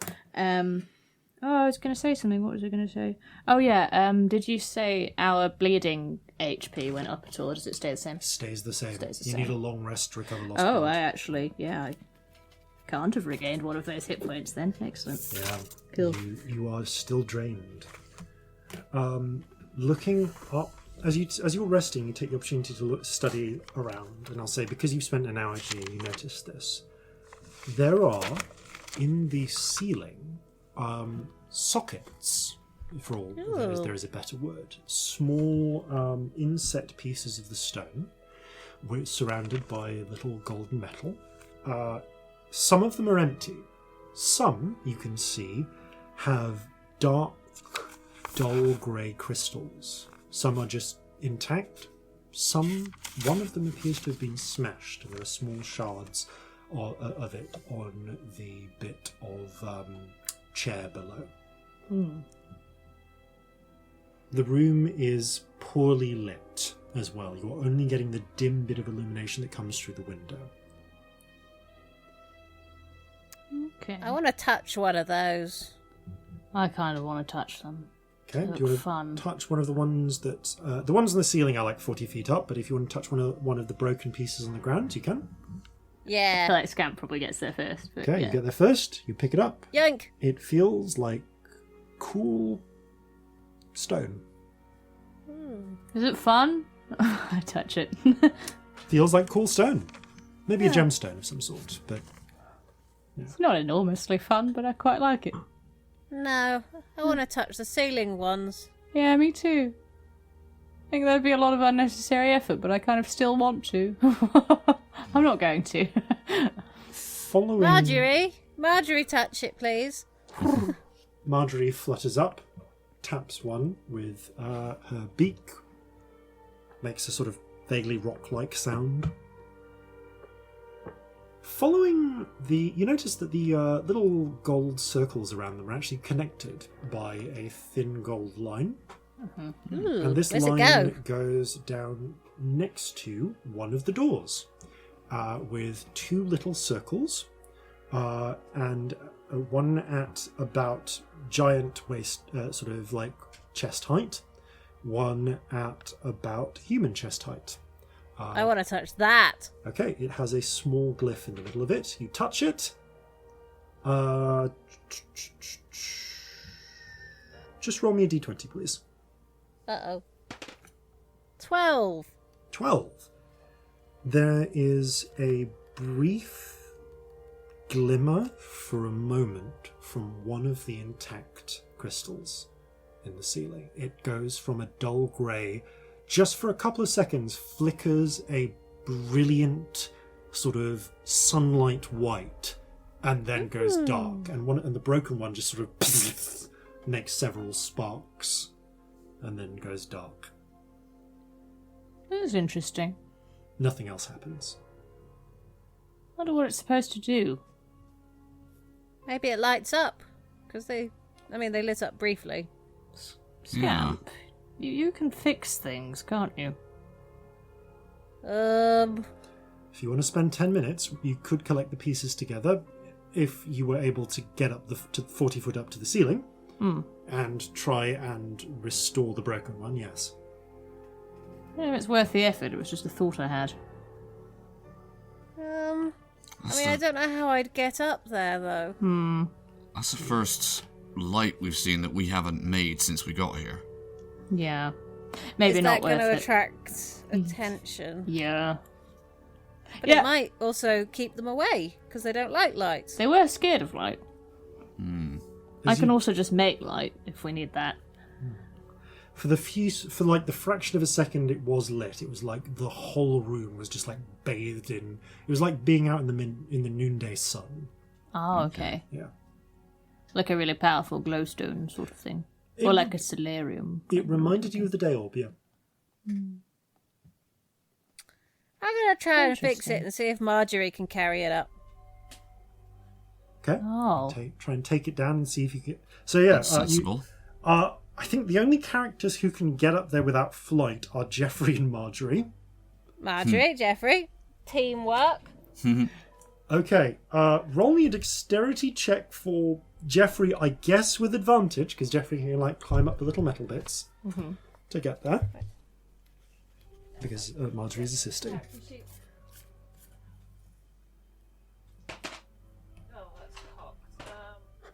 Well, I've rolled an 18 on the dice, but I've knocked Jeffrey's character sheet. It's on fine. The floor. That's Oh enough. dear. I know that Jeffrey has at least +2 to dexterity. Yeah. So, the pair of them working together are, with some effort, able to extract the broken piece of crystal from the ceiling. Okay, I'll say that you are able to get it down. You collect the pieces together, put them in place, and over 10 minutes you carry out the ritual. And with a little of magic, the crystal seals back together into a long, kind of... Yeah, it's an interesting crystal. It's straight, it's sort of like a square cylindrical end. Like, well, it's not square, but it's like cylindrical but like flat at one end. And at the other end, it is lightly curved into like a little dome. It is dull grey crystal, but you can see on the base of it, which was pulled out of the ceiling, there is a particular rune, which has been inscribed into it. Ooh. That's cool. I want to copy it into my songbook. Yeah. And make a note. Well, I'm going to put it in my drawing book. So Yes. there, in my colouring book. Imagine Scamp's is probably prettier than Celestia's. She's Okay. a messy handwriting sort of girl. You have acquired. You have acquired a. For the purposes of this, we're going to call this a Cloudwalker Lightstone. What, so we just have one now? You just have one now. That's really cool. Is it That's on? cool. No, it is intact, but clearly something else needs to be done to make it light up. Okay. Yeah. Cool. I'm going to poke it and try and get it to light up. You prod it. It is cool stone. Light, please. Chant various attempts at it. No result. Boo. Does the rune look like language? Is it? Do I think it's something I might be able to understand with Roll an Arcana comprehend check. language? Oh no! Oh, that's really good. That is a 23. Okay. Because of your understanding, kind of innate understanding of the teleport circle and so on, you have a sense that, again, this is a little bit more like diagrammatic language than natural language. It's actually, and it's actually not really a word as such. This is, you recognize this as essentially almost like a connection point. It is a piece of magic intended to interface with another piece of magic. Oh, okay. Like a key to a lock. But not exactly a key to a lock. So it might go somewhere. It goes somewhere, yes. Maybe we should hang on to that. Yeah. Does it go in like the ceiling here, or? Is there a dunt? Peering up to Marjorie's eyesight is probably the easiest way to check this. Up close, you can see that there is a corresponding rune in the metal socket up above. Oh. Marjorie, Jeffrey, I need you to carry this up and put it in that hole, please. Grumbling, they do get up there, insert it back in. Teamwork. There is very briefly a little, just like 2 flashes of that Whoa. daylight, but then it goes because you'd previously pressed the rune by the door. You get a feeling that whatever makes this light up, the last of it has gone here. But you are able to easily remove the crystal. Bring it back down now, please. They restore it. You did very well. And back down. Again, the whole room lit up for those fragments. And while it was lit up, you felt like it was just casting really bright, clear light. If there was one of those with a dent it goes into in this room, there might be more dents in other rooms. Yeah, we should look for somewhere. That would make sense. Okay. As you discuss this, it occurs to you that this room has a giant window. We should look out the window. And any light, and if you're flooding this room with light, then the light would flood outside as well. Yep. And as How you many things have we attracted? turn and look, Like so many. you can just make out, just because of the swirls of white and dark stone outside, something fluttering, flapping. It looks kind of like an eagle, if you could make an eagle out of whirling shadows. Oh, I hate it. And it has 2 glowing red eyes. It flutters up and away. I hate to say this, but I think there are 3 of those. At I saw least. 6 of those eyes, at least 3.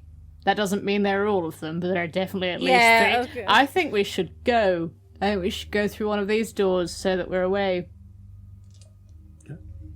There is a door that We should seems go to lead. quietly. There's Yes. a door that seems to lead inwards, and a door that seems to lead further in the direction of the pavilion. I think we're probably talking on the message Yes. stones. Yeah. Yeah. I kind of assume you would throughout for this. Yeah, definitely. I think it would make sense. If you got the option, like, Yeah. why wouldn't you? So you're not really talking at more than like a whisper, but you can all hear yourselves Yeah. clearly. And it's more like a sort of noise. Yes. Thankfully, we're not going to actually do that. No. Because that would be a rubbish That would be a podcast. nightmare. It'll be like Onion and Steven Universe. We're going to sound like this all the time. And wouldn't hear anything we say. Okay. So, the door that goes deeper into the cliff, or the deeper that goes further along? Sorry, the door that goes further along. I think we need to head to the pavilion, I think we don't do. we? Okay. You turn the latch on that door. Both latches come open. Hang on. I'm picturing these 2 doors next to each other. One is on one How wall, did one they- is on another. Okay. Yeah. So one of them goes deeper into the cliff, one of them... Goes further along the cliff. Okay, So but not like- necessarily back out? You don't know. Okay. I guess we check. Okay, so you're going the one that goes in the direction of the pavilion, so like further along the cliff, Yeah. but not necessarily outwards. Okay, click open the door, push it open. Ahead of you, there is a long chamber. This chamber, I'm going to think how this would be. This chamber is vaguely lozenge shaped. It does not appear to have windows. This one, however, yes. So it's like it's like a rectangle with rounded A ends. smudged oval. Yeah, but like with straight rectangle Yeah. edges. Yeah, Smudged one. yeah, like a lozenge. And there are long beds of earth here. Just rich brown-looking earth, and kind of sprinkled into that earth are small nodules of brightly coloured crystals. At least the little bit of glimmer of light you can see says to your eyes, Celestia, that they're that they might have colour to them, because this whole room is pitch black. There is no light source here. The dim light from outside barely goes more than like 5 or 10 feet into this room. You are seeing this in dark vision only. Corzin, it's pitch black in here. But what you can see on these along these long stretches of earth are lattices of maybe stone, maybe metal, hard to work out. Can't really get reflections here. And growing along them are plants. Or rather, they look almost like root systems, some of which dig into the soil, some of which dig into other growths, because working their way along these trellises, as well as these leafless plants, or ones with pale, almost sort of vestigial leaves, are thick colonies of fungus of many different types. And the beds actually connect together in the center of the room. There's like a point where you could where they go down to the ground. You could easily step over them if you were a giant, or with a little bit more difficulty step over them if you're not. They connect to a sort of central bed upon which you can see is a cluster of leaved plants. You can't make out the colour, but as you open the door, a rush of fresh oxygenated air hits you. Okay, so they're all like live plants. Apart from the ones with leaves in the centre, all of the plants seem to be parasitic in nature in some way, and otherwise it's most all fungi. Okay. There is no light in this room. I want to have a little... There is at the far end another door. I want to have a little listen. Okay, make a perception check. And just see if I can hear anything being alive in here. 14. Listening is all Corzin could do right now. Okay, go for it. That is a 19. 19. Corzin, you hear a little bit of rustling from above. Look up. Okay. You can't see anything, but Celestia, you see Corzin looking up. Mm-hmm. And you can see what appear to be figures, humanoid figures, hanging from the ceiling, upside down. They're just suspended by the legs from what looks kind of like rope, maybe, or strands. Their arms just swinging downwards, and you realise that these appear to be a chin. Their eyes are all shut. Oh no. There are Very bad. about 6 of them. Corzin, I know you can't see, but I'm really scared to put a light on. Alright, I think I've got you.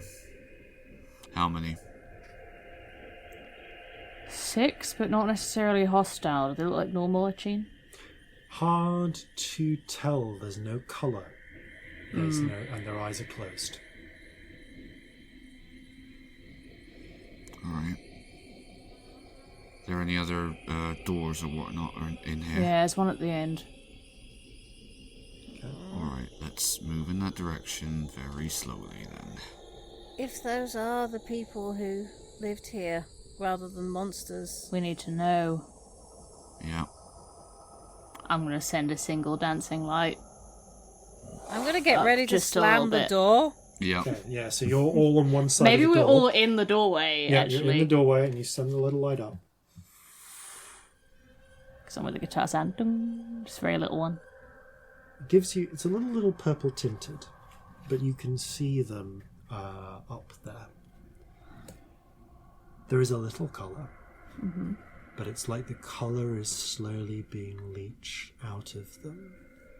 Tendrils of black or white are making their way through red, green, blue skin, claiming them, draining them of the colour, 2 of them are just pale, dull grey-white, greyish-white, and wretched-looking black already. The others seem part-way through some sort of transformation. And the pale black and white ones, would they match the ones outside? They match the ones outside. Okay. Let's just see. They don't move.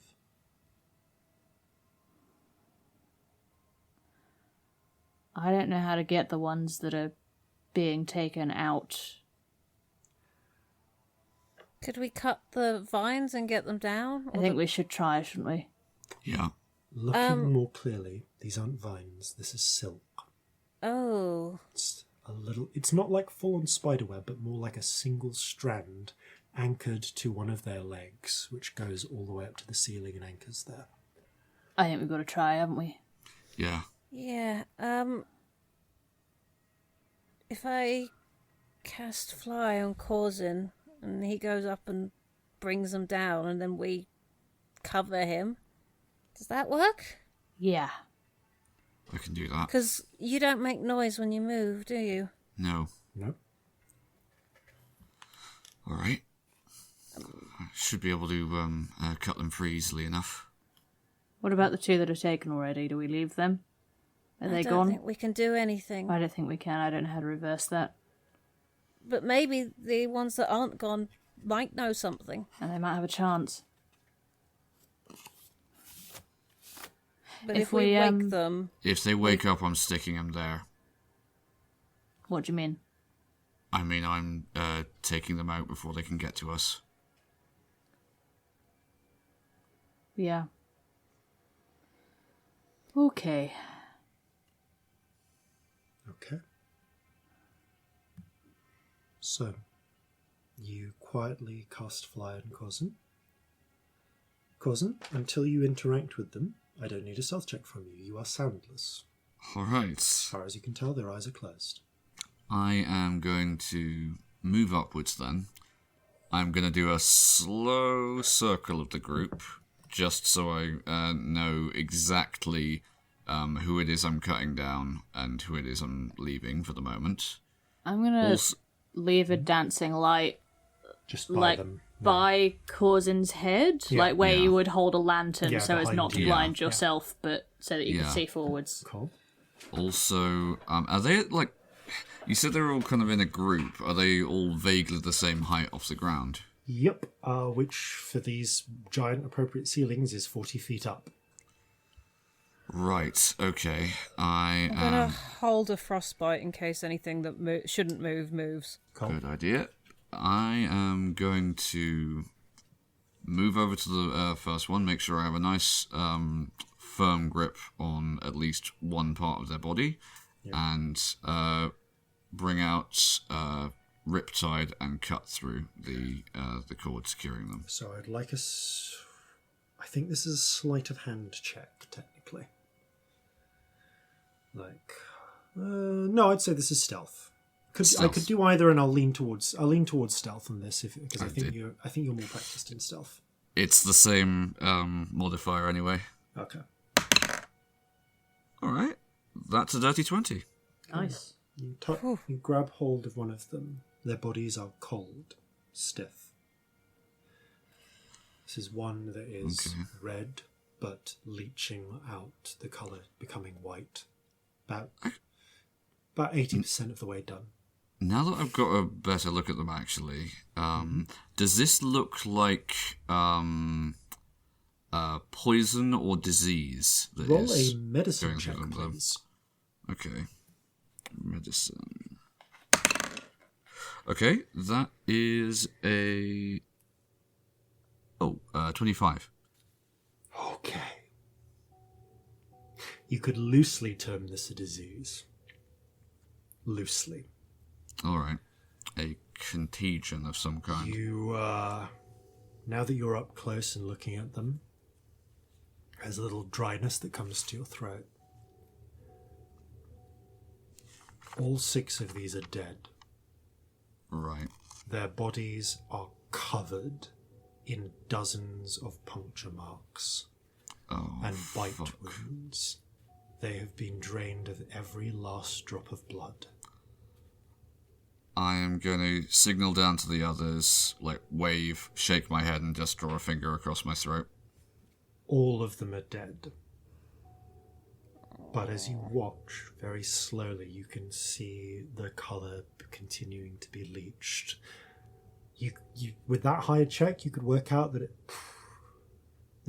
the rate it's going, it might take, it could take anywhere between a day to a couple of days for the whole process to go. These are near completion. Right. Well, I've cut one loose now, so I'm going to have to bring that down to the ground. You have that one over your shoulder. Right. I'm going to bring that down to the ground. Okay. You carefully lay them down. And I'm just going to say to the others, look, this is grim, but as far as I can tell, there's nothing to stop those things turning into what we fought back there. What about the one that you cut down? Is it still doing the thing? I mean, it's dead, but... Studying it carefully, there is still the slow leaching happening. Going from so feet cutting it down towards didn't head. actually make a difference. Looks like, as far as you can tell, the silk just there to keep it in place. Yeah. It's fucked up, isn't it? Yeah. But I think we've got to treat these like any other dead bodies. Right.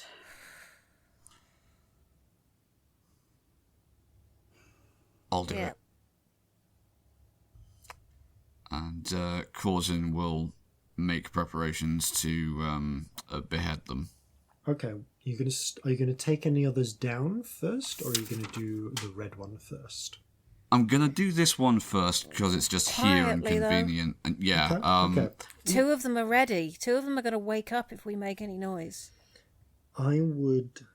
So this is essentially a coup de grace from the purposes of this. You're taking its head off, so you automatically hit. Yeah. But I want you to roll damage as if this was a critical hit, please. Okay, a crit with Riptide then would be that much. Okay. I'm going to keep watching the ones on the ceiling. Yeah, same. That's going to be 10 slashing damage. Okay. Oh, on a crit. Oh, dear. Yeah, I rolled a 2. Oh, Okay. no. You carefully kind of lay it out, raise the blade, and slice down. It goes halfway through the neck, but not all of the way. And as it does, the eyes flick open, dull red gleams inside, and it goes... Roll initiative against this to see whether it can get the rest of its scream out. Okay. All of us? Yeah, I think... Yeah, all of you. 21. 21. 7. 20. Dirty 20. Okay. I panic. I'm not on it. Yeah. Corzin, you're the only one who can act before it. Okay, I'm going to attempt to cut through the rest of its neck. Okay. You're already there. Roll damage. Okay, more damage. Come on. Oh, that's a 2 again, so not a crit this time, so that's 8. No, auto crits. Oh, auto crit, another 10 then. That is enough. You quickly just slice down and saw through the rest of the way. Its head rolls off, eyes frozen in expression. It didn't let out a clear scream. I'm immediately going to look up at the rest of the group up there. Look up. Same.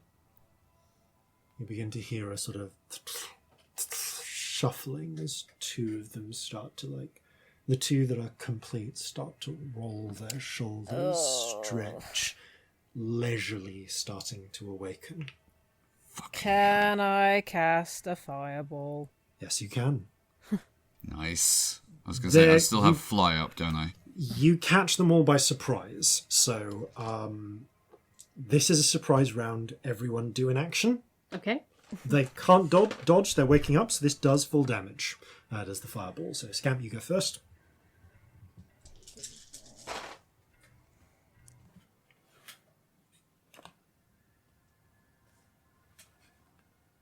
29. Nice. 29.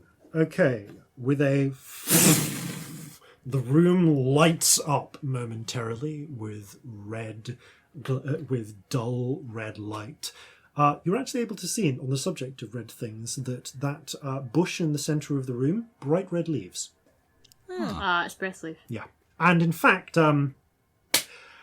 Oh my god, oxygen. you actually do... Yeah, this is the thing. You actually do 58 points of fire damage Boy. because you are in a highly oxygenated room and just set off a fire spell. Whoops. It's also a little wider than you intended. Oh. So it's 40 I think foot it's up. 40 feet up. Yeah, no. None of you ever did any fire magic in the Underdark. Area and damage is doubled. Ooh. So I need all of you to make a dex save, please. Whoops. The rest of us are still in the doorway, at least. You are in the doorway. Yeah. So add 5 to this because you have cover. Oh, well, Oh. I had loads. Loads. Like, so many. 20. 22 for me. You're not at the centre of the 29. blast, so I will say that you only take 13 damage. Oh, okay. Is that 29? Sorry, 14 damage. 14 damage. Oh. Right. What, both of us?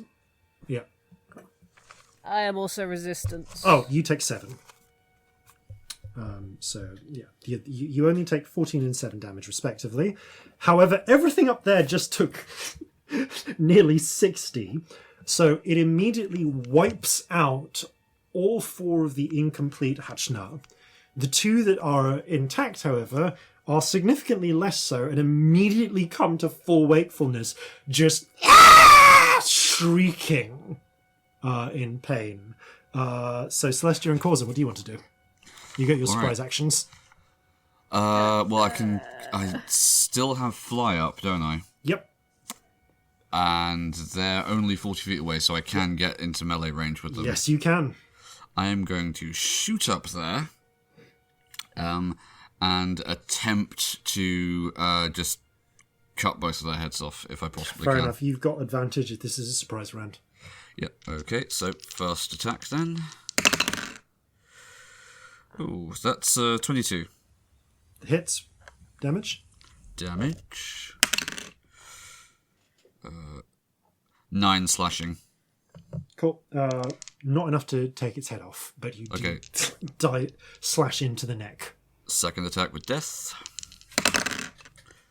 That's 24 Hits. Roll damage. for 12 slashing.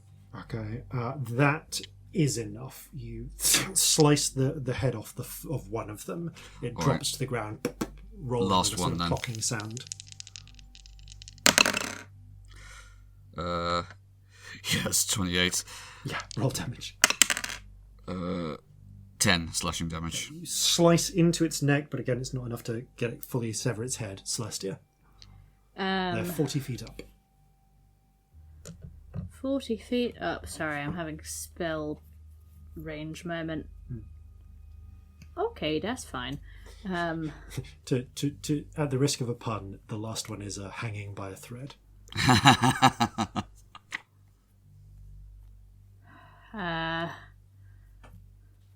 I think Celestia's panicking, Yeah. honestly. Again, I think this is usually a moment where she'd say something pithy, but she just goes, ah! And it sounds a bit creepy and scary. And I'm going to do dissonant whispers on that last one.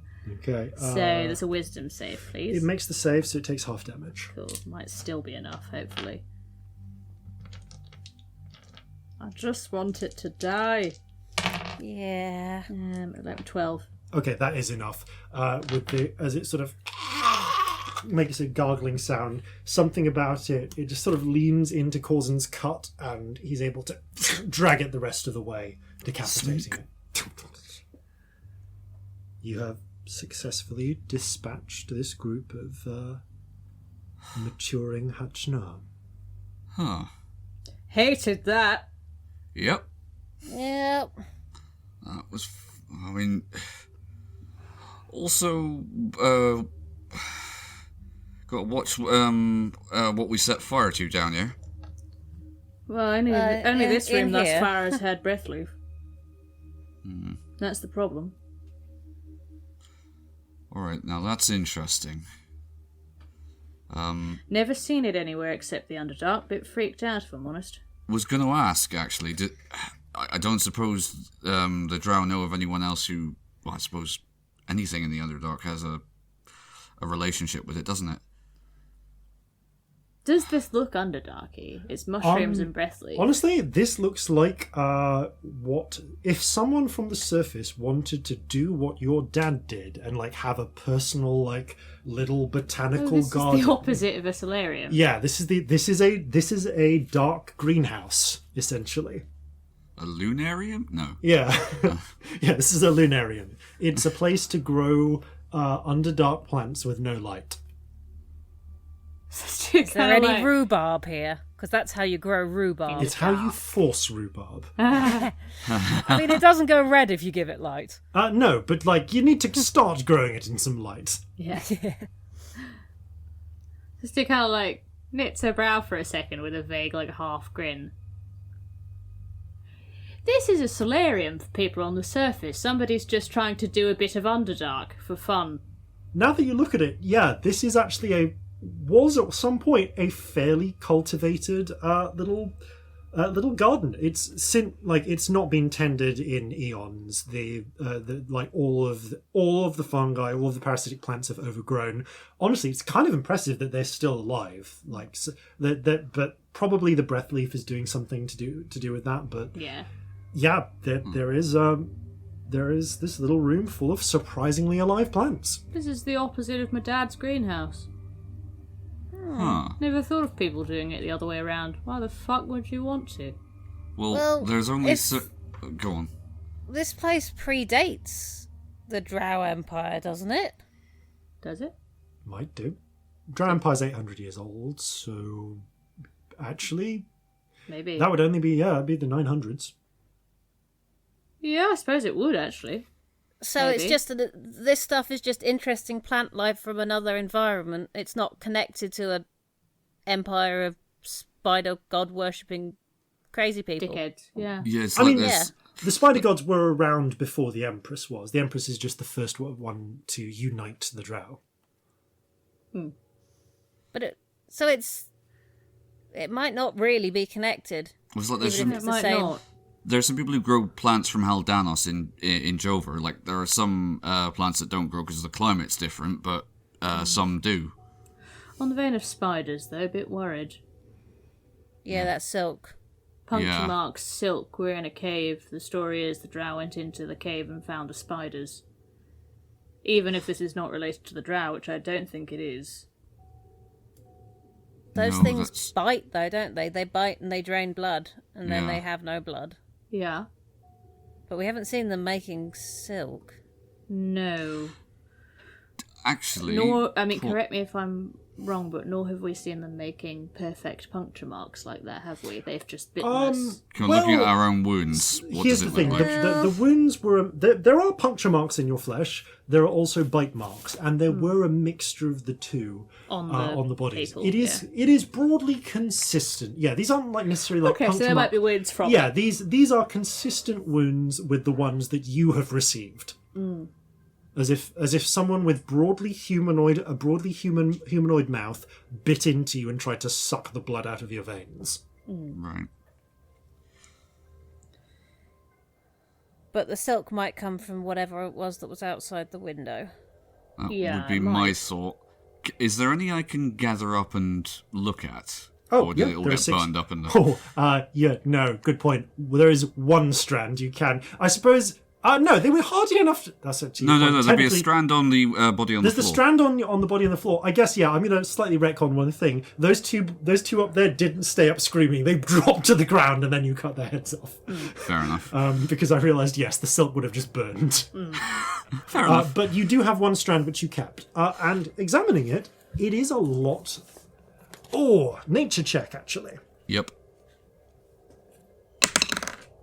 Natural 20. It is somewhere between spider silk, like the silk that you saw down in the Underdark, and also vaguely reminiscent of like cocoon silk for caterpillars.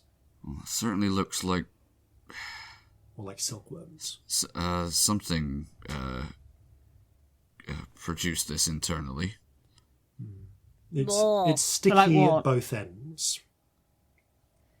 Well, it's definitely got more in common with spider silk or silkworm silk than something that was like deliberately manufactured.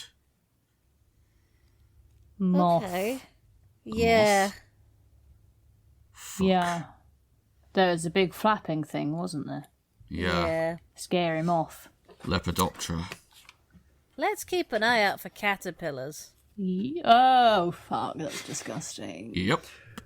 Okay, he is going to just fold it up and put it away in a pouch. Okay. Sometimes when these things happen, I can't tell if my bigger emotion is terrified or really grossed out. It's a little bit of both, isn't it? I mean, Yeah. both are absolutely valid. I don't know, you picture going on adventures and you think the fear will be bigger, but sometimes it's just so disgusting that you can't really feel anything else. Yeah. I think we can all appreciate how much of an understatement this is some weird shit out there. Yeah, a little bit. So, where do you want to go from here? Forwards, I think. Yeah. Unless anyone Very has an objection. quietly looking for stealth more of checks, those please. things. You look up in the room, scanning the whole room. There are no more of these things in this room. I think when we've They didn't have established that anything there's on them, nothing did else, they? I'm going to light it up a little bit Yeah, more. you light it up a little bit more. And look for caterpillars. Yes. Actually, I would like to fly some dancing lights around the room and look for Roll a caterpillars. perception check. Natural 20, which There could potentially be is- helpful. Okay. There are no caterpillars, but as you flight the lights around, there are a small handful of, like, ordinary surface-sized almost insects that flutter up and begin to glow with yellowish light. There are fireflies that appear to be presumably introduced here for the purposes of pollinating, effectively, the various fungi and parasitic plants in this room. Must check in on Sandra at some point. Maybe I'll send to them later. Anyway, Yeah, see getting how they're distracted. doing. There are a variety of brightly coloured, some of them are brightly coloured, many are just pale whites or greys or browns, different fungi, pale white parasitic plants, and of course the crown of crimson breathleaf in the centre. Do you close the door behind you? Or do you leave it open? Yes. Okay, you close Yeah. the door behind you, the room stays nice and oxygenated, it doesn't all leak out. Yeah, I think we also probably want to hear a door opening if anything's coming after us. So Cool. yeah, Yeah. my instinct is close it. As you make your way along, there is a beautiful purple fungus about a third of the way along. It kind of vaguely reminds you a little bit of foxgloves. Like it's got a sort of central upward spire, and then there's almost like cups that come out of it at intervals, going all the way up, with purple outsides and white insides. You can see just like little bits of something not unlike dew on the centre. And as you get within about 10 feet of it, you realise that there are tiny purple white hyphae extending out around it. Hyphae? Almost like fungal roots. Oh, very, cool. very fine, like a very fine mesh of it. And as you accidentally step on one, the central point just starts going, "Ah!" It is horrifyingly reminiscent of a human scream. I'm going to attempt to cut it. It's a sedentary plant, just roll damage. Okay. Just got this image of Corzin just reflexively like, no! That's 10 slashing damage. You slice it at the base and it falls over. No longer connected to the rest of the hyphae, the fruiting body stops vibrating in that screaming way. Is this familiar to me? Yes, this is a violet shrieker. It's a really annoying fungus in the Underdark. Because its defense mechanism is when something tries to eat it, it screams. And in the Underdark, that means it attracts predators from all around. Oh, screaming in the Underdark is very bad, yeah. Yeah, it's got like a it's a basic. The colonies of this have a symbiotic relationship with predators, basically, if they're a type of predator species that doesn't eat fungus, then they will make their nests nearby, and when something that they can eat comes by, they're immediately attracted to the source. Yeah. However, you dispatched all of the Hatchnar in this room before you stumbled upon it. That's a bastard well-designed room, that is. Celestia does not say that. What Celestia says, fucking hate those things. Ugh. What the Well, so fuck much was for that? being stealthy. There's a violet shrieker, they do that in the Underdark. It's a bastard because you have to be quiet there. Yeah. I mean, being Jumped out my quiet skin. here is probably... Oh, being quiet here is also very important, but in the Underdark, different level of important with being Yeah. quiet. The whole thing. Very That's bad. a point, though. Corzin is going to give the room another quick once-over to make sure that hasn't attracted anything. Perception check. Alright, fly my dancing lights around again and just double check. Natural 1, but lucky. Can we check? Oh. Yeah. It's an 11. 18. You try and focus, but the lights keep getting in your eyes, causing it's Fucking up your night difficult vision, to focus. 18. Now, if you don't see anything, and if there's anything to hear, the thick metal doors obscure the sound. So no, there's nothing in this room as far as you can tell. Let's just keep our eyes out for more of those. Yeah. You make your way around the breath leaf and to the far end of the room. There is another of these doors, and this one has a handle, but 2 handles, but no latches. And there is also a set of shelves built into the wall. Interestingly, the shelves are all fairly low down, about human height. And they seem to contain a number of gardening tools. Bringing the light close, you can see that these are of some sort of silvery metal.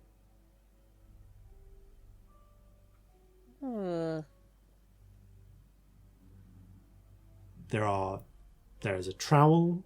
There are those little forks, gardening forks. Pick one up. Pick Have one a up. look at the metal. It's pretty light, actually. Roll a nature check. That's a 14. You know what this is, because of your privileged position. This is mithril. It's expensive, isn't it? Super expensive. It is absurdly rare. It's said that only the dwarves know where to mine it, but human miners have found it elsewhere. Certainly the dwarves seem to be the best at extracting it. It is very rare to find mithril. It's usually reserved for high-quality weapons and armour. It's been made into gardening tools. It is a fraction of the weight of steel. Mm-hmm. It does not rust. How much is this worth? This pile of gardening tools. If you were to detach the gardening tools from the from the wooden handles, the wood, it's okay. It's wood, yeah. Wood, it's preserved all right. The none of the fungus got up to this, and it seems to have been treated with some sort of antifungal agent, which means that there isn't just mold all over these. Yeah. Roll me 3d6, please. Okay. It's a fun way of doing that. 8. There are 8 tools here. You'd say each one for the metal alone is probably worth 100 gold. This is 800 gold and fucking gardening tools. That's mithril. We should take that. Bloody hell, yeah. Oh, yeah. Yeah, this is mithril. It is, I want to say like half or slightly less than half the weight of steel. It is almost as strong. Not technically as strong, but for the purpose of like making weapons and armor, it's as strong. and it does not rust or corrode. It is incredibly valuable. We're going to take these tools. Yep. For context, Yeah. these tools would normally be worth about $1 each. Yeah. Yeah, that's ridiculous, but I mean, if they're making Lovely. gardening tools out of this... There is also one other item. Ah. It is a peculiar little item. It appears to be the closest thing you can think of is a sword hilt. It is a cylindrical, a little cylinder of mithril with kind of like a flat, slightly widened out end. So like, almost like, you know when you think of like katana blades, katana hilts, they've got that little bit of a guard, but like only a little one. The round guard. Yeah. And on top of where a blade should fit, instead, there is a small circular depression with a little rune inside. Oh, I put my thing in. Okay, you pop it on. My lightstone. They fit perfectly. Examining it more closely, you can see on the bottom, right where the pommel would be on a sword, there is a flat end, and there are 2 tiny runes. One that kind of looks like a circle with like 4 little arms, and one that looks like a line with 2 little lines cross-hatching it. Like a long line with 2 little cross-hatching lines. Huh. I'm gonna turn away from the other 2 and press it. Which I'm one? gonna press the first one. Okay, you press the kind of little ring one.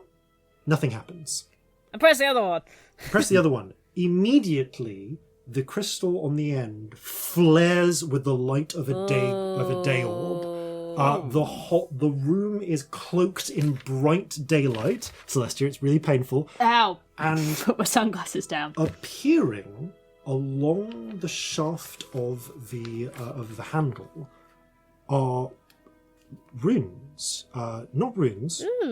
Glyphs in giant, in high giant, which are a pair of runes, and one of them blinks and changes into another one, and a second later it blinks and changes again. And this keeps happening. It changes one rune to another. I think only Celestia might have come across this potentially. Okay. And Scamp, you might have as well. So roll Arcana checks, please. Because neither of you can read giant. Oh. 18. Also At 18. the moment I can't. Okay, you can't read giant, but because of its strong basis in a magical theory, Celestia, you vaguely recall this from your studies at one point, in like just general studies, because you're aristocracy. Scamp, you remember Wisdom talking to you about this. These are numbers. It is currently reading 68, 67, 66. Oh, okay, I'm going to turn this off. Which one do you press? The other button. You press the little circle button, and just as it's getting down to about 60, the crystal goes dark. You have 10 rounds of daylight from the daylight wand. Nice. So it is a free action to activate the daylight wand and to deactivate it. That's cool. Very So, cool. so But on it works for any given 10 round, rounds. you can flood an area, you don't know how much, at least the amount of this room, with daylight. Okay. That's fun. That will be really useful when we get to the place. Yes. We might really, really need that when we get to the place. Yeah. Okay. Yeah. Hold on to that. Okay. You have acquired your giant treasure of ludicrously expensive gardening tools. That's the point, actually. Are these gardening tools sized for giants, or are they sized No, for... they are sized for humans. Oh, okay. Or, now that you think about it, probably sized for a chin. Yeah, we know a chain lived with giants. Yeah. Yeah. Yeah. No, I That just thought makes if the sense. giants ran this place... Yeah. Interesting. A chain gardener would make sense if the giants run this place equally. Yeah. Potentially. So, with that, you place a hand upon the handle and open the door into the next chamber. And that is where we will pick up after these, no doubt important, messages. Are you a discerning gardener, a jolly giant with a green thumb? When you're done liking, rating, sharing and subscribing to Flintlocks and Fireballs, and checking out their Patreon with its bonus content, pop over to Jotnar's Discount Gardening Supplies on Stratos Street in Fen. Mithril tools might be cheap, but they're hard wearing. And welcome back. As you turn the handle and open the door, by the way, opens inwards. You are met by the sound of rushing water. Oh. It is, So, the most important question is, do you have lights on? I think we established Corzin that I doesn't. just did, so yes. So you've still got so you have a dim amount of illumination from the dancing lights. They're still in the room with you. Because I think I said I was looking around the room with them. I don't think I've turned So them they off. don't really cast a lot of light, but it's enough. There's enough bits of reflection that Corzin, you're able to make out the edge of this. The other pair of you, of you with dark vision, however, see a largely black and white, well, not even black and white, just grey and presence and absence image of what lies beyond. And in fact, Celestia, you're the only one who can see all of it, because Scamp, your dark vision doesn't extend across the whole of this chamber. Yeah, I go 120 feet, Yeah. don't I? Scamp, you see halfway. Ahead of you is a waterfall. 3 waterfalls. Scamp, from your position, you can see a massive, just downpouring of water in the centre of whatever this chamber is, from up above going straight down. It's almost like a 10-foot diameter column of just rushing water, casting mist and like gentle spray about. Sorry, I really want to be there because it's hot in here. It's really hot where we are, and you're talking about waterfalls. I'm like, yes, bring it to me. Here, it is actually also warm. Okay. As you open the door, a rush of humid, warm air hits you. Not as oxygenated as here in the dark room. There is no light switch. Find the light switch. We did find the light switch earlier. We did! Oh my god, we found the light switch. How did we find the light switch? We're in a dark room. But yeah, there is a central waterfall going down. Scamp, you can make out the edges of this chamber.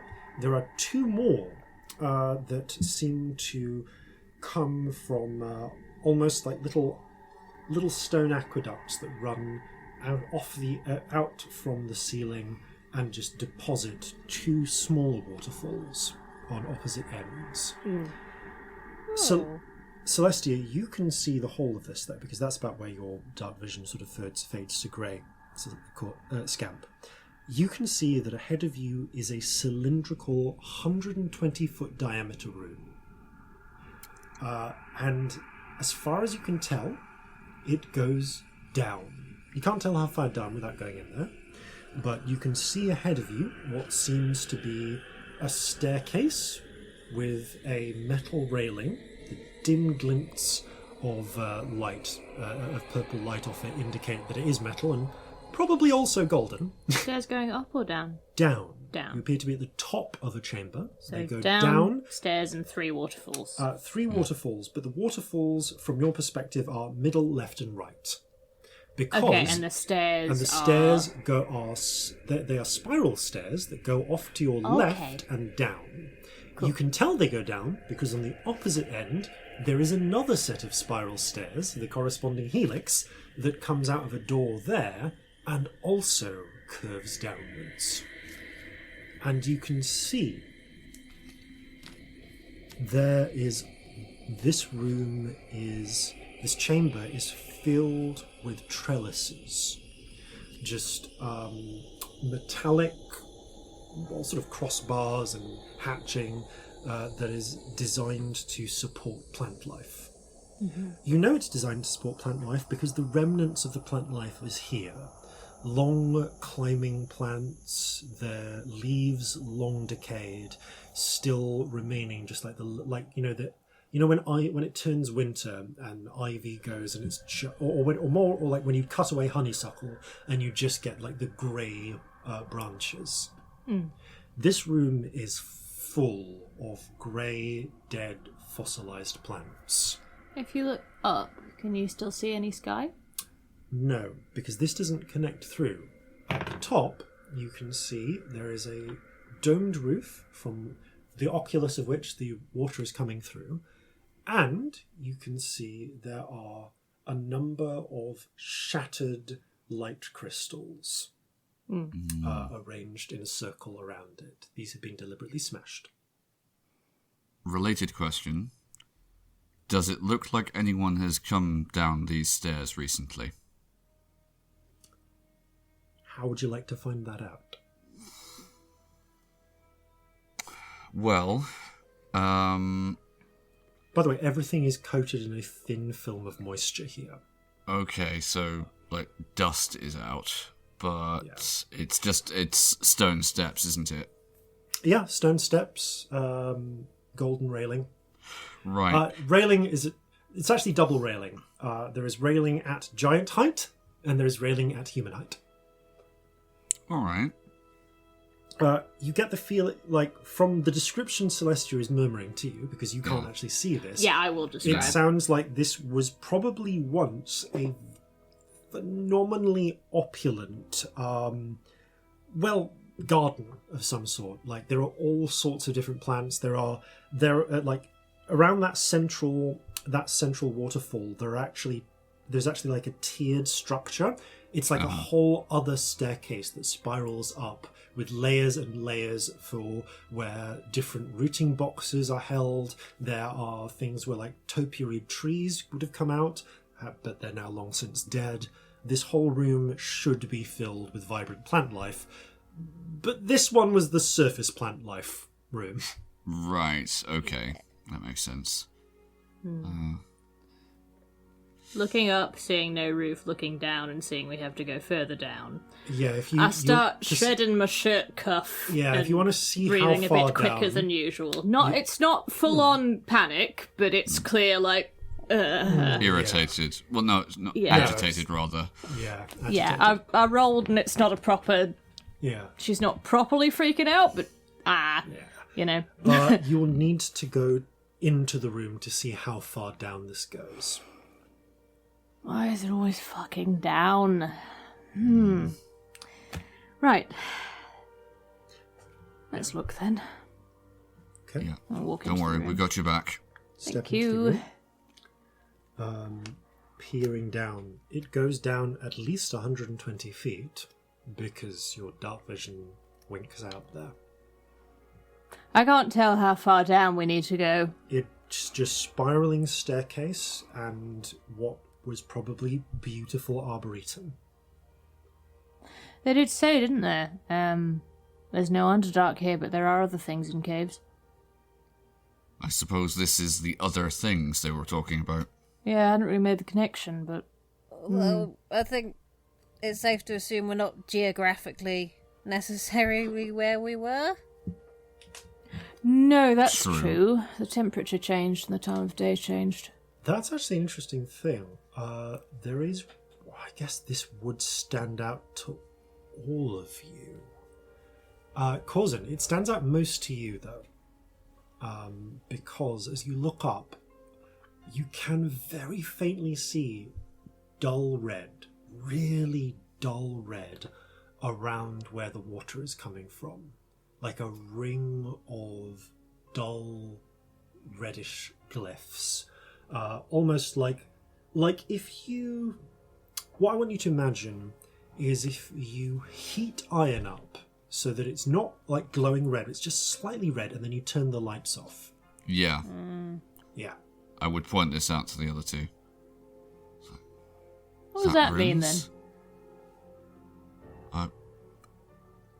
Is it too far away for me to tell if it's like words after a fashion, or is it just a glow?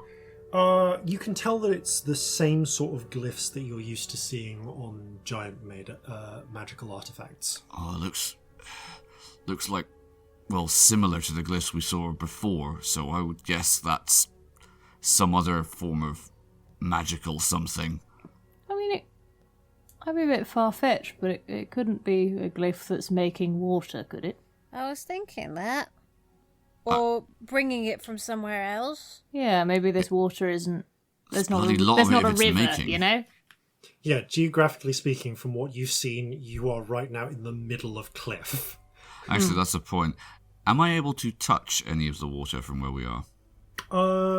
So the nearest reach an arm out or water something. is about 55 feet away across a gap that, but if you went down the staircase, you would eventually kind of pass underneath one of the water bits and you'd be able to reach out and touch it.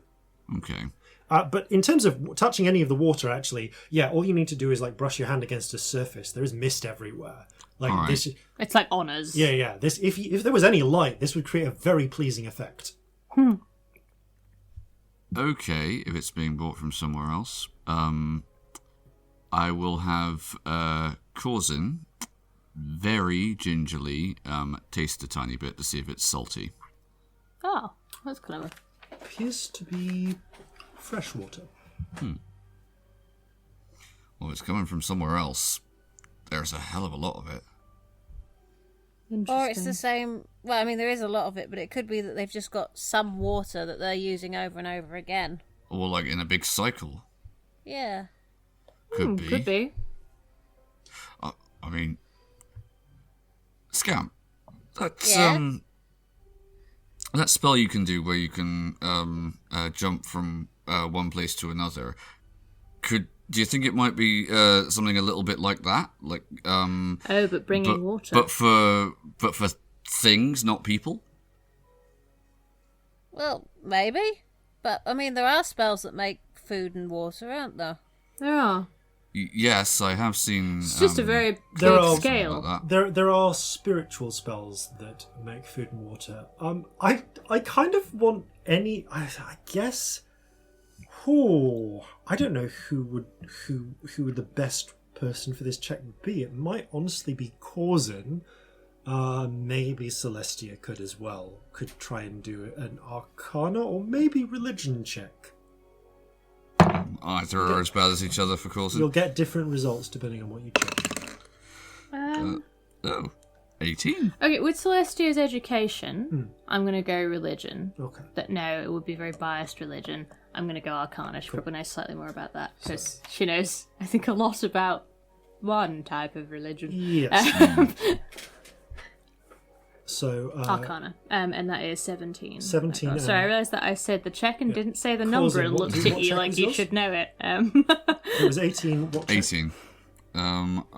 Arcana. Cool. So the pair of you have had a fair bit of time dealing with your own spirits, and also, frankly, Marjorie. And there's something about that leads you to suggest that when Marjorie, when spirits create food or water, what they're creating might not strictly be food, or maybe it's like they're rearranging little bits of what's already there into the shape of food and somehow giving sustenance. It's not like they're bringing food from somewhere else to there. It's more like they're somehow creating the idea of food and making it real in a weird, spirity way. You don't fully understand. It's And a it real feeds you shame that we maybe don't it's have not like the actual. understanding of atoms. I would say that both of you have heard some slight horror stories about people who've tried to live just on created food and water Oh, and interesting. basically died of malnutrition. right. You can live, like, you can survive on it, but basically it'll give you sustenance, but it won't give you any nutrition. Like living on cram. Yeah, you will eventually die from lack of nutrients. Not quickly, but you Not will. quickly. Like, you can survive for a fair few days on magically created food that you don't know if there's any But distinction it is with effectively water. like living on like ship's biscuits for Yeah. like a long time. Yeah, you're basically getting all the sugar and none of the minerals, you know?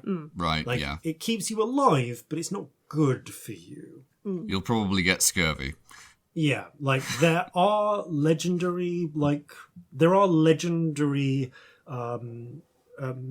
items that you've heard of, and I do mean like things of legend, like back in the days of the Tyrian Empire there was the cornucopia, a horn which produced actual food that really like could feed like a fairly sized town just from it and didn't make you die of malnutrition. Oh, the literal horn of plenty. Yeah, like a literal horn of plenty. But A, that one's been lost for donkey's years, and B, that was a one-off situation.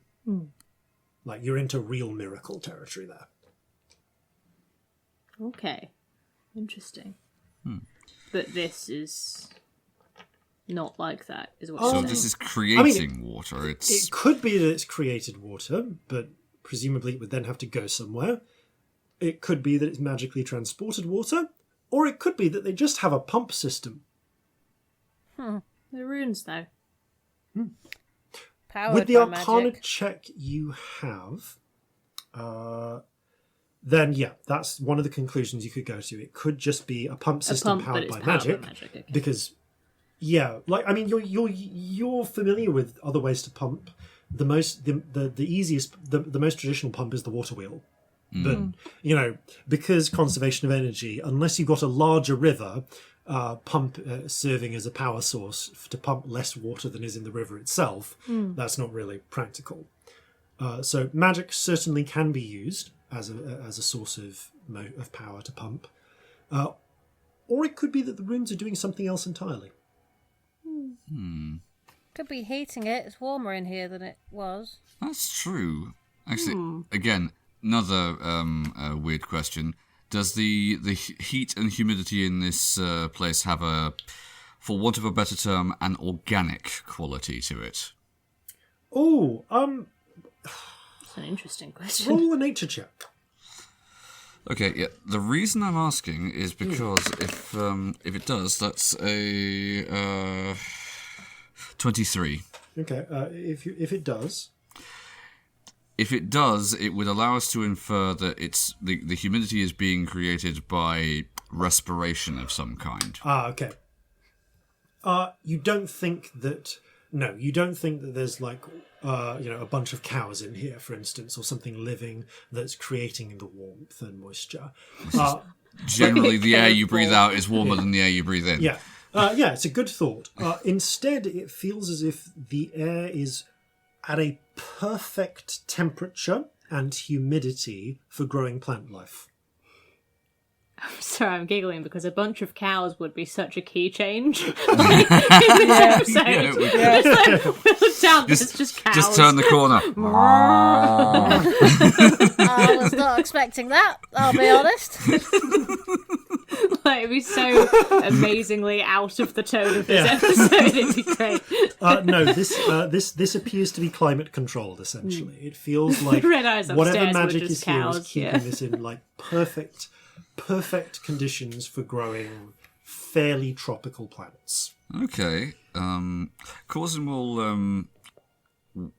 will relay as much as say. Feels like this is it's what you'd expect from a greenhouse or something. Interesting. We should probably start going down, shouldn't we? Yeah, come on. we are procrastinating horribly. Yep, these stairs aren't going to climb themselves. Hopefully not. Oh dear. That'll be worrying. Okay, so you step in, Quietly. and please roll stealth checks. With pleasure. Can't pretend I'm not doodling cows in my notebook. That's a 1. 18. 21. Can't roll stealth in this character. The dice are like, what are you trying to do, hun? You make your way into the room, closing the door behind you. Yes. Yeah. Okay, close the door behind you. There, and begin descending the steps. You make your way down. One full sort of half turn of these steps takes you down about 30 feet. So by the time you've gone 180 degrees essentially around this room, you have gone downwards 30 feet. Okay. So, although the actual lateral distance is much larger, because this is, as I say, this is about 120 feet wide. So, hold up, circumference. 2 pi r, isn't it? Yep. I don't know. Or is it pi r squared? Pi r squared is area. Oh, that's the other one. I did A-level maths, but it was ages ago. A-level maths. It was so long ago. long. Yeah. The actual circumference is like 380 feet, give or take. It's 377, but let's not get into that. 308 will do, you know. 380 will do. So It's got to be in D&D Pi. numbers, multiples of 5. Yeah. We can't do any other numbers for distance. so it's actually quite a shallow incline, and it's again got those distinctive steps, one long and then one short, one long, one short, to allow for both human-sized and giant-sized figures to traverse them. I guess we use the human ones, probably. Yeah. This is actually designed in such a way that if you were to go all the way around, you are then 60 feet below where you started, or a more than comfortable height for a giant. Oh. So good aesthetics have been made here. But no, because of the distance, it's basically you have to travel 190 feet per sort of half circle every time you're going to get down 30 feet. I mean, there is a fast way, but it's a very It's also fast a fatal way. As you make your way down the first quarter turn, you can hear, getting close, just the roaring of the first of these waterfalls that you passed. When can we touch them? At that point, you can reach out, I touch it. touch them. Water flows over your hand. Is it warm? Slightly warm. It's still got a little bit of cool from wherever it's coming from. So it's cooler than this muggy room. Huh. But it's not like ice cold. I am looking for a giant shadow moth. Okay. Perception check, please. Can I assist them? Or Yes, you can. You can Right. actually Can make you your do own. one? Do your I own think Just roll one. you make your own with disadvantage, Corzin. It's dark. Yeah. It's pitch black. You are making your are you bringing your lights with you? Yeah, I think so. Okay, then still though they only provide a little bit of illumination, so you can see around you, but not very far. So disadvantage Wow. Corzin. Otherwise, Can I? yes. it's a double 4, which is 12. 12, 25. 25. Scamp. 6. 6. Again, Celestia, not quiet, but quite observant. I've rolled really well on perception today. I don't know why. I've rolled like nothing under an 18 for perception. Someone has to. I've also rolled 1s on stealth, so again, I see everything, but everything sees me. Make your way another. You make your way. 1, 2, 3, 1, 2, 3. That's how I want to do that. Cool. You make your way another 30 feet down. So you're about 45 feet down. You've made 3/4 of a turn. You stop it. You kind of have a brief point to admire the next waterfall. And it's about that point, Celestia, that you notice. You can actually now see underneath the first set of stairs, like the first stairwell, and underneath each of the long steps is a body hanging upside down by 1 foot on silk. There are about a dozen that you can see. But that's the point at which the stairs just go too far down for you to see more. They're gonna hold up a hand, like she freezes and Alright. holds up a hand to say stop.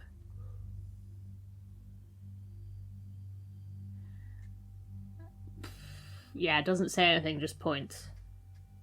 Celestia, you lean forwards onto the railing to point, and as you do so, you notice that at some point someone, out of frustration or annoyance or just for fun, dug claws through the metal, just again and again over time until it was weakened. And the railing under your weight swings forward. You don't drop, but there is a loud screech of metal. And you just hear all down this hall rustling. The chamber is still at least another 120 feet down. Do we run now? I think we fly. Yeah, can we do Realistically, I think that's the only way we're getting down there. Yep. Okay. I will cast fly at 5th level so that we can all fly. All three of you can fly, and as that happens, you notice figures start to just wake up, turn gleaming red eyes towards you. We super Everyone massive roll dash, initiative, please. Oh, I don't trust any of these guys. Initiative, I can't roll. Oh, I got a natural 20. 11. Thank you for this friend dice, Sarah. Okay, so natural 20 Scamp, 19 from Corzin, and 11 from Celestia. Okay, so I think at this point I kind of need to treat these as a swarm. So let's roll for the swarm. Never a good word in the context of D&D, a swarm. Especially not a swarm of things that didn't go down in 2 destructive waves. So, yes. That as well. Cool. Okay. So, you, yeah. Scamp, you go first. You can see down below in the 60 feet, you can see all the way down, figures are blinking open red eyes and starting to detach from the silk they're hanging by. Oh, good. Clambering up on just horizontally onto the underneath of the stairs. Oh! There is nothing useful that I can do with this many things. I guess I will... Jesus. I guess I'm gonna dash down. Okay. Now. You dive over the edge and fly straight down 120 feet. You were 45 before. You're now 165 feet down. Let me just check this. You still can't see the bottom, Scamp. I hate everything, thank you. But what you do see, as you go fly down, are dozens and dozens of Hachnar waking up. Is there a way I can stay away from where they could reach? If I'm... So they are all. So yeah. You could. So here's the thing: the exterior is they are nice, wide, 10-foot wide staircases. There is then a 20-foot. Sorry, actually no, it's 60 feet in total. So it's 10 minus 15, 25. So 25. So there is about a 30-foot gap, a 30-foot wide gap. Like the hole in the middle of the spiral. Yep, in between the outer staircases and that central spire with the swirling staircase where all of the plant life was supposed to be, where that central running water is, just where the descending waterfall. So yeah, you could, if you went near that central spiral, which does not actually appear to have any Hatchna on it, then you would not be within easy grasp of them. Oh, I feel like there's going to be a shadow thing in there, but I'm going to go near that. Okay. It's not an immediate danger. So Scamp, you fly down by the central column with the spirals around it. As you flip down, just give me a perception check, please. Uh-oh. Eep. 9. Okay, you don't notice anything. So No. I never do! Okay, so the rest You've of you are seen nothing this 45 episode. feet down. The Scamp is 165 feet down. Corzin, you go next. All right. I think I'm gonna have to try and move at least 60 feet towards that place. But what I am going to do is I'm going to ready an attack action. Okay. Which is just getting a picture of this. The Hatchna are kind of underneath the steps we were on, right? Oh yeah, all the way down. All the way down. Okay. So what Corzin is going to try and do is he will attempt to fly in such a way that they all have to bunch up as much as possible in order to get to him. Cover everybody else's retreat and ready the action to cast Conjure Barrage. He is going to load his blunderbuss with Slugshot to do You load this. your blunderbuss with Slugshot. Course, You he's are such a nutter in surrounded combat. by them. That's the thing. Yeah. They will bunch up in the process of going to you, but they'll be coming from all sides evenly. It's a 60-foot cone. Okay? It's You're a just going cone, to do not as a much circle. damage as you can. Yeah, it's a cone, I guess, unless you shot directly down. Or directly up. But that might have considerations for your companions. Yeah, well, I'm obviously not going to shoot them. Yeah. Causing such a nutter Nevertheless, in combat. you sail down, keeping them ready. Here's the thing. It's pitch dark. All you can see are the glints of dull red eyes all around you. Wait So until you can see the Corzin- reds of their... Oh, fuck it. So Corzin has not double dashed. Corzin has stopped and is ready to attack. Corzin is like descending at rather than focusing all of their effort into descending. They're getting a weapon. They're getting their weapon ready as they go, so it slightly slows them. Yeah. So they've only gone down 60 feet instead of 120. That's still ahead of where they are, though. That's the No. important No, They they're are down everywhere. this entire Yeah, spiral. they're on the whole top to staircase, bottom. hon. Okay. No, still going. Still do it. Yeah. Yeah. Corzin Covering thinks the they're other up two. there, and then as you get down, you realise, oh no, these are everywhere. And then it's their swarm's turn. So for this, Celestia, you're still on a platform at this point. Mm-hmm. So for you, Yeah, I've not moved what yet. happens is, and I'm just going to roll a d4 to see how many can get to you on each of you. 4 Hatchna just spider climb straight up from underneath the steps and come for you. So I will say that because you're not tied to people, by the way, if you try to fly while you are grappled, with a sufficient athletics check, you can drag them with you. Cool. So let's work this out then. Okay, so each of them is going to try and grab or claw you.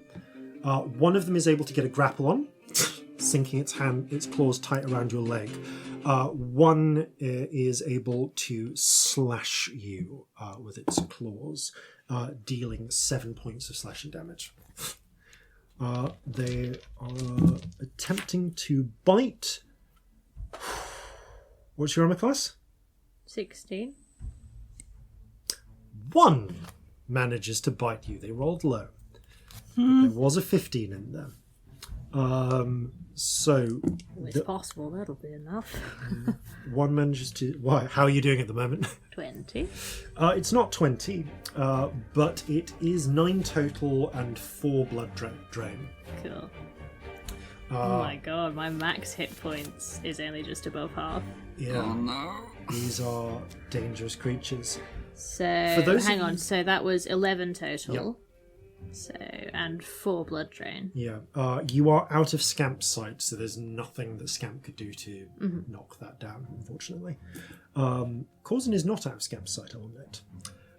So, those of you who have already started flying down, yeah, you're safe. They can't reach out and grab you.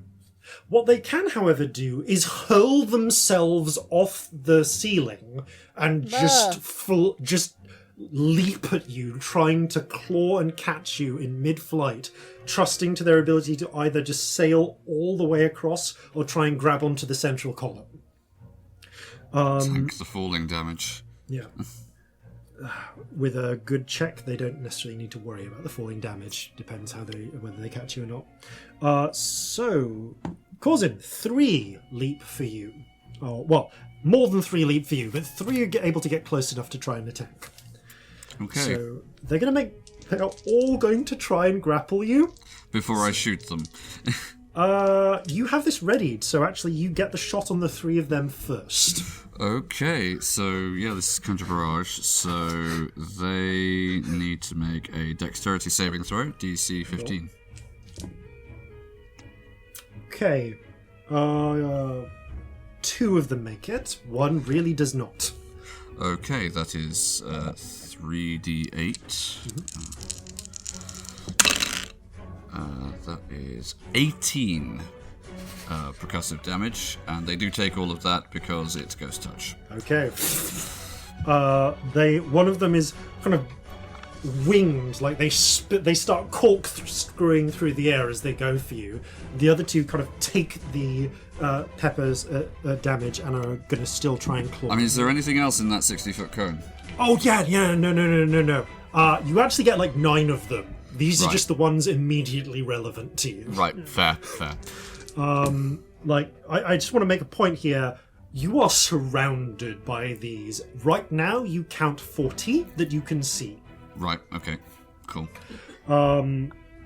So, yeah, that was... one of those is able to grab onto you with a dirty 20. Is anyone else stressed? Just a little bit. Stressed. Just tiny bit. I'm compartmentalising, it's fine. Yeah. So they actually they don't do damage. They're just grabbing onto you. They are going to try and bite you though. Fuck. Okay, Scamp, you are bearing in mind I have not attacked you yet, but I am about to.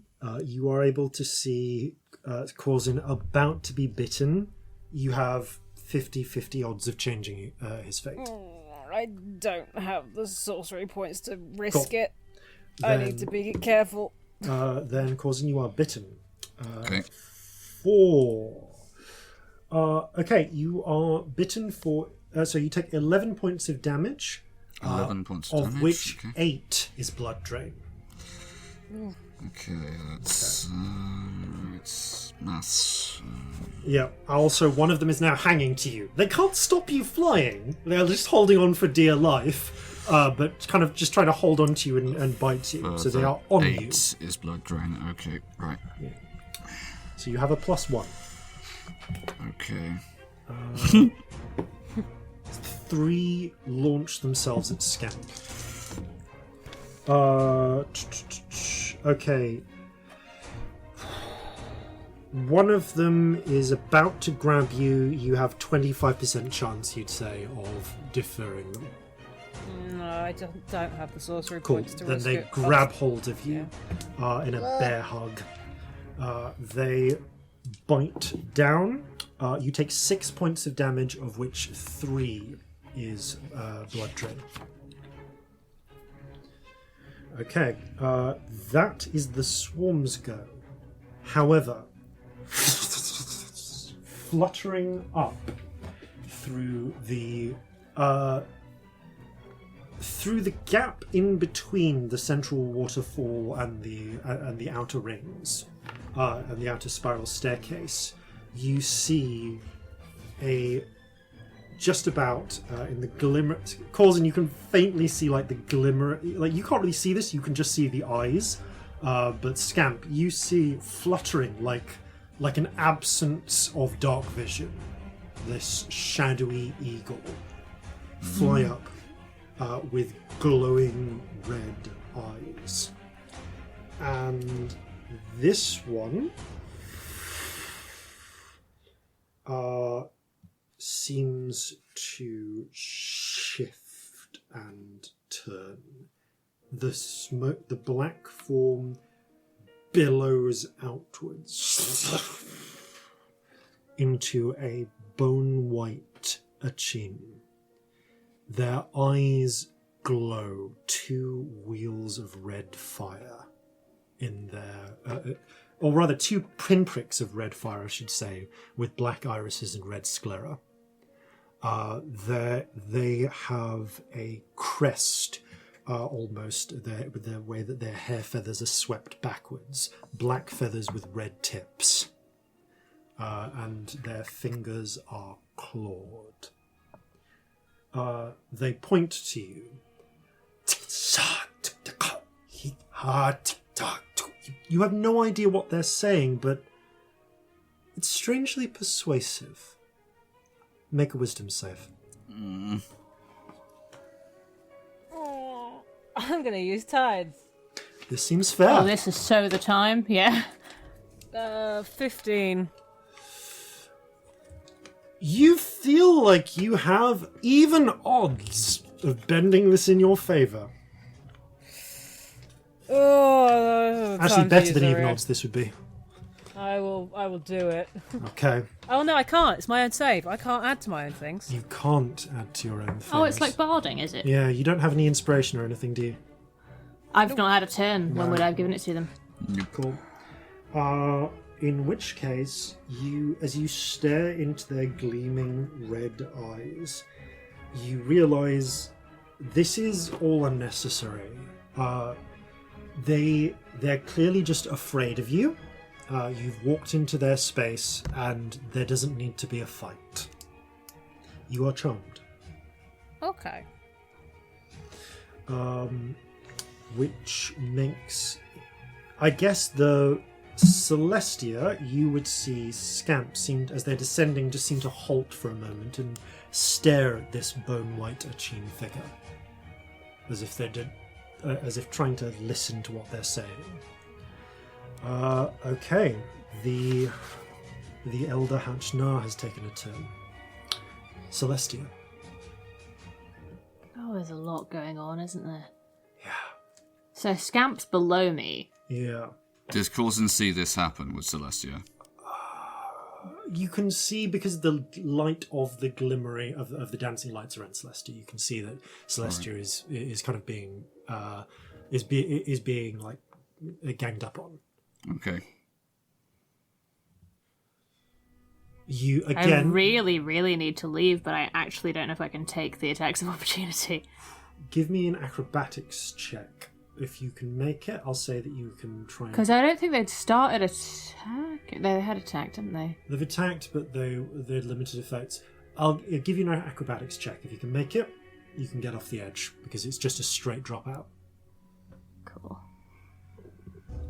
Athletics. Acrobatics. Acrobatics. So dex based. Natural 20. You grab the broken railing and hurl yourself off the edge. One Achin gripping hold of you, screaming as it... Well, not Achin, Hatchnar screaming as you plummet down. Mm-hmm. Because this is you plummeting down, presumably at least 60 feet, I need you to make a perception check, please, because you could see this. I do feel like it's more like falling than it is It's flying. more like falling than she's flying. super injured and she's Yeah. panicked and gone off the edge. That's what I think. Yeah, but the fly spell is reducing your fall to a rate which is not likely to kill you. And also I'd be able to Yeah. stop, Yeah. which is the difference. Perception. Yep. 22. You can see about 120 feet down the shaft is on the outer edge of that central spiral is a ring of light crystals, all of which have been deliberately smashed. Have there any idea what that means? Like, is Roll that an anything to intelligence do with check. the ritual that is supposed to be done? No, it doesn't relate. You know that it doesn't relate to the ritual. Like 7. These look to have been smashed after. These look to have been smashed, if not recently, then not clearly. They were meant to be here. They were they are meant to serve a purpose, but something has come and shattered each of them deliberately. Am I within range of the message stones? Yes.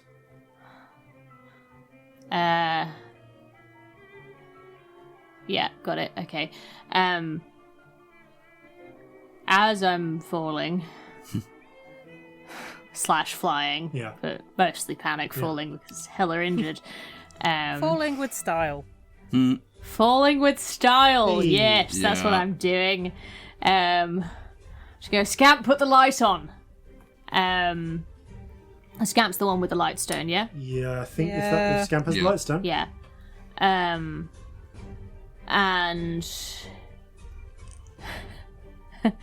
and also, Corzin, what the fuck are you doing? Run! If you die, I'm gonna bring you back, and I'm gonna take you to Molly, and she's gonna kill you again. Because you basically have these on, it's not an action to use that. Yeah. Oh, talking's a free Yeah, action, yeah. isn't it? But because you all essentially always have these message stones on. It's not like a bonus action. Yeah. You can just. It's just touching the side of your head, isn't it? Yeah, it's I fine. don't feel like that's much. Yeah. And God. You got an action. You got a bonus action. I mean, I'm going towards Scamp currently, Yeah. aren't I? You are. If you drop 60 feet, then you will get to Corzin. If you dash, you will get to Scamp. I'm dashing. Okay. Like, I'm You freaking drop out. to Scamp. You are both 165 feet down. Celestia, with your dark vision, you can see the bottom. It's 200. The whole shaft is 240 feet deep, and you can see a door at the bottom. I can see the bottom, there's a door. There's also like a lovely sort of stone ring into which the waterfall falls and then disappears. Yeah. Okay. So there's 3 of them. The side waterfalls also fall down as well. As I'm falling with style and shrieking a lot as well, the shrieking heals me a bit. Screaming in a healing manner. Yeah. I've heard it's therapeutic. Scamp. Imagine the rainbow spirit, like, billowing upwards like a cloak when you're falling. Scamp, there's no need to fight here. No. Everything is reasonable. But I need you to make an intelligence check, and this is an occasion where I really hope you fail it. Yeah. No, 16. 16. I know that they don't like lights. Okay. They're my friends. Yeah, fair enough. I was hoping you'd fail it. Yeah, but no. Okay. No luck. Do you get any attempt to repeat the saving throw? Only if I take damage from them. Or they do something think. harmful to you? Yeah. Yeah. Okay. Harmful to your friends, not count? Sorry? Harmful to your friends? No. The wording is to the target. Okay. But like power of friendship does apply. Nevertheless, however, you are currently 10 feet from the Elder Hatch now. Roll a d100. Oh no. Oh no. I mean, if it's fireball, no, bad thought. How That far away are is. they from me? How far away do you want to be from them? Because you got to choose. Because you're descending down. Honestly, I would be trying to go out of reach of the scary things on the staircases. So not that far. Not that far. Cool. You're also within 10 feet then, I guess. It's a 40. 40. Yeah. Well, Roll 2d10, please. 9. Oh, great. You regain 9 hit points, and your maximum hit points increases back up by 9 hit points. Oh, that's worth having. As blood flows back into your body. Nice. 69. Nice. I'm a grown-up. Okay. But I don't want... we've upset these creatures by being here. They're harmless and we're upsetting them, so I'm going to try and leave. Okay. By carrying on going where the way I Carrying was. on going down. Okay, in which case you would try to... I'll say that you can get another 60 feet down. That takes you to 225 feet down. You can see now that there is a door an extra 15 feet away. So you can dash towards that door and try to open it. Yeah, I'll do that. Okay. Yeah, let's just roll for this. This is dependent. I'm just going to roll. No, I know where this is. The door is actually positioned. No, for aesthetics, it would be positioned kind of the opposite side of the circle to where you came down in. Am I technically grappled? Was I grappled? I can't remember. Oh, you were grappled, but it's just hanging on to you. So I'm just going down and taking it with me. And It's taking not like one of these hatchnell with you. Yeah. You get down to the door. Do you want to open it? I would assume, yeah, probably. Yeah, okay. Do Pulling it I open. think this thing attacking me is friendly? I don't do it. It's just the one that's charmed It's me. just them, which does mean Yeah, it's it's not one all of of their them, is it? companions. So, But I'll say you use your movement and then remake your wisdom saving throw, because this one is currently on you at this particular moment. yeah, Like its intentions are not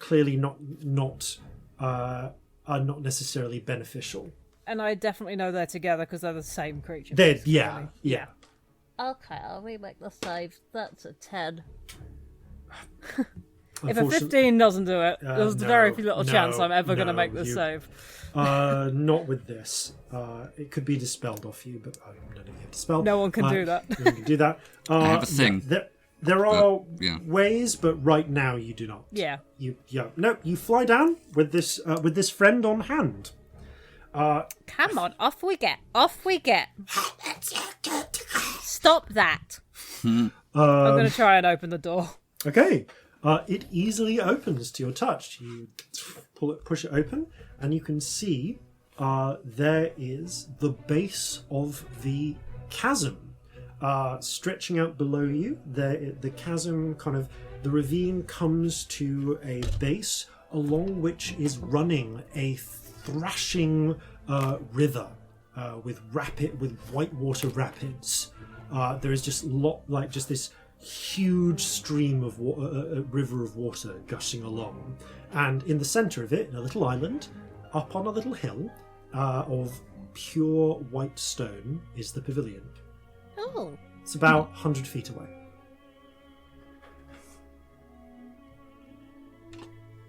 Okay. I guess I will go through the door. With You go any through the remaining door. movement. You get 15 feet. So you get 35 feet. No, 45 feet through towards the pavilion. Do you actually no? You go 45 feet through. In what direction do you want to go? Like, you can head towards the pavilion. Are you going to go stick close to the ground, stick near the water, or are you going to go up? I want to get away from the wall because Okay. this thing that's attacking me came from there. Go away. Go away. So you go straight. Yeah, you go straight along. You're about 5 feet. A little over. bit up. Yeah. Okay, not a little too bit high, up. But... Okay, so you're about 10 feet over the water, I'll say. Raging rapids continuing beneath you. Roll an insight check, please. 11. Yeah, this creature is scrabbling up you, trying to climb away from the water. Oh, you do not like that, do you? Why don't you go back? Come on, go back. Now that you're over the river, it's like, yeah, it's a little bit freezing up, uncertain of what to do. I guess we'll find out on its turn. I've just I'm remembered water, Jeffrey. of Where's course. Jeffrey? Oh god. Roll a d20. 17. Jeffrey is with you. Good. A 20 or a 1 would have led to a very interesting result, but I'm sure. No. no. Jeffrey is with you, as is Marjorie. Okay, Corzin. You've just seen Celestia and Scamp drop down. Scamp, like we just sort of seen them. Again, there's not really much light, but I guess the dancing lights are sort of following Celestia. All right. So you were saying if I dash, I have to make a save against this thing that's grabbed onto me. I mean, no. The thing that's grabbed onto you isn't going to get an attack of Will just opportunity because stay. it can't leave your space. It's just holding on to you. And I can't try and shoot it off, then dash. Dashing, it uses up your action and you can't really use your bonus to shoot if you're not taking attack action. Fair No. enough. But you can just bring it with you because you're just Because- going to be dropping down. Because this is on you, I'm going to ask you to make an insight check. Okay. That's not terrible. That's dirty 20. Okay, it is, dirty 20. You can see the way this thing is scrabbling, you're kind of near the center. So you've gone down, but you're actually not far from one of the waterfalls, like one of the outer ones, and it is doing everything it can to keep on the other side of you to the waterfall. I'm gonna fly through the waterfall and down. Okay, that'll do it. So let me just check what this does to it. First of all, you hear it scream. Water hurts them! As parts of it just start melting away in the running water. Wow. It doesn't kill it outright, but it does a lot of damage, and I think it needs to roll a save to see if it can hold on to you. It can't. It falls down into the running water and away and away. No room for hangers on! And he'll go. Cool. Did you message that? I think you probably screamed that. So Yeah, you I heard yelled that. it out loud. You looked up, you saw this happen. The Elder Hatchnar is about 10 feet from you as well. Okay. From me or Corzin, from you still- Celestia? From me. Alright. From Celestia. So Yeah, Corzin, you flew down. you dashing down all? Yeah, I would be dashing if that's... Cool. You are able possible. to get down 15 feet from the door. You were able to see the door because it is now open and a little bit of that glim light is coming through. Cool. Where is the Elder in relation to me now? It's now about 60 feet up. Right, okay, cool. Not far from Celestia. Yeah, I would be yelling to the other two, water hurts them. Okay. Where do you position yourself at the end of your flight, Corzin? I would be heading towards the doorway because I know that's where Scamp is, I think. Okay. You end up 15 feet from the door. Can I still see Celestia, though? You can't see Celestia anyway, but yeah, you can see the glimmering lights. So All right. you see no position. Swarm. So the one on Scamp is going to try and leap for the shore. Just do- Go, it's alright. This is an athletics.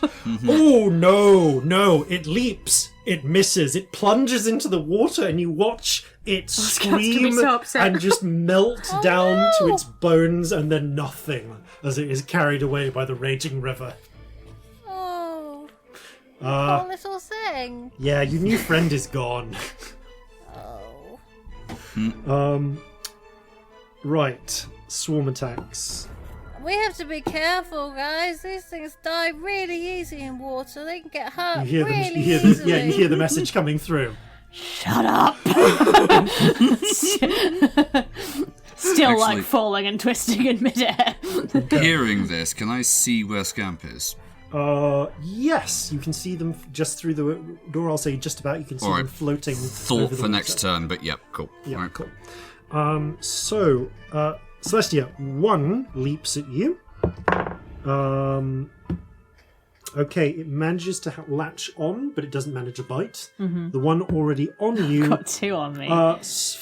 really fucks up that bite. Wow. It tries to bite you, and you kind of grab it by the head and shove it into its companion. who proceeds to take a fair bit of damage, actually, from being bitten. Natural one. Okay. 3 go for Corzin. And they just try and leap down at you. How am I? Okay, never mind. Yeah. They're all the way down. Like 3 are just like leaping from the lower edges this time. Okay. So. 17. Okay. Thank you. 2 are able to grab on. So you now have 2 more hangers on. Only one is able to manage a bite. So you take 10 points of damage, of which 9 is blood drain. Okay. Celestia, the Elder Hutchnar turns its attention to you. What's it going to go for here? I think. Yeah, no, it doesn't. Let's not be too straightforward about this. I think it's going to try and just bite you. Probably gonna die if it bites me. Swings forward, grabs you by the shoulders, and is going to try and bite down at you. Well, let's see if it does actually manage to grab you by the shoulders. It does not, actually. Just you slip out of the way, but it's still going to try and bite down. This thing, by the way, it's just this. The others are leaping. This just flies. It just hangs in the air without wings. Okay, that, however, I think is a bite. It's a 16. 16. Yeah. Cool. You. Okay. That's.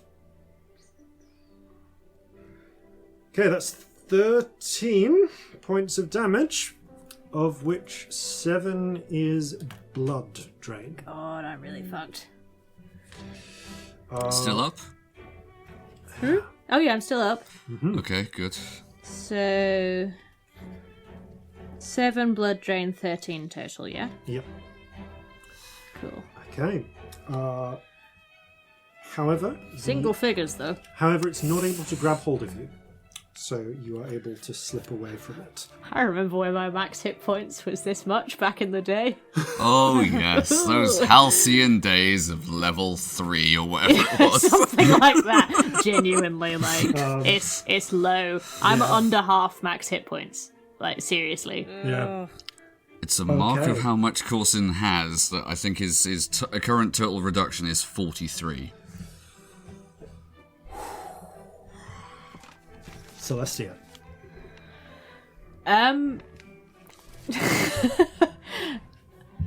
You currently have, I think, 2 hangers on.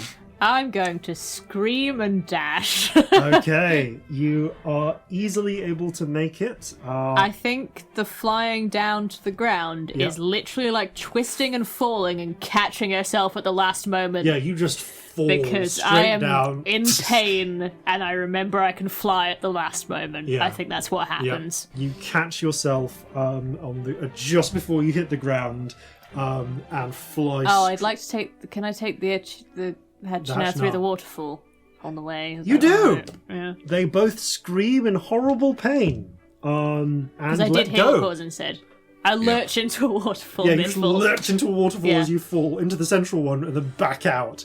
One of them sort of screams and scrabbles away. One of them falls down the waterfall and is reduced to bones and then nothing. Excellent.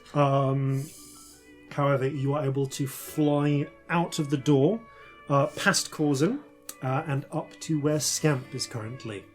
Is currently kind of glancing back to see you approach.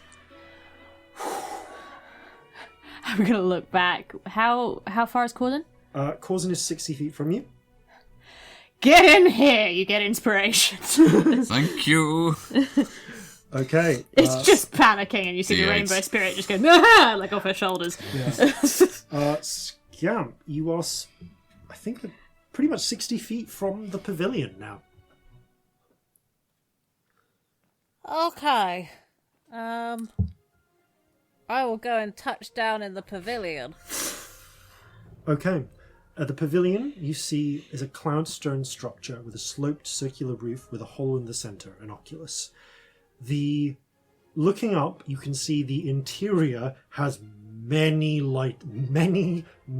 has a large number of lightstone sockets, all of which have been smashed. At one point, this was again some sort of like plaza or viewing gallery. There are dozens of giant-sized seats. These ones made of white stone, but cushioned again with luxurious fabrics and soft padding, slashed to pieces, torn apart, scaled up for giants, where they would have a fantastic view of the canyon. And in fact, down here, you can actually see all along the edges of the water, there is just a vast quantity of fungus, of parasitic plants growing down here, and you can see the ancient remnants of what must once have been climbing plants. At some point, this whole valley was meant to be verdant with life. Fun. You can kind of see the remnants of where maybe there was landscaping. In the very centre of the pavilion, before the oculus, however, there is, somewhat at odds with the intended to be comforting surroundings, a massive circular eldritch seal. Covered in covered in Cloudwalker script, which is exactly as depicted on the ritual instructions. You are able to touch down right next to that.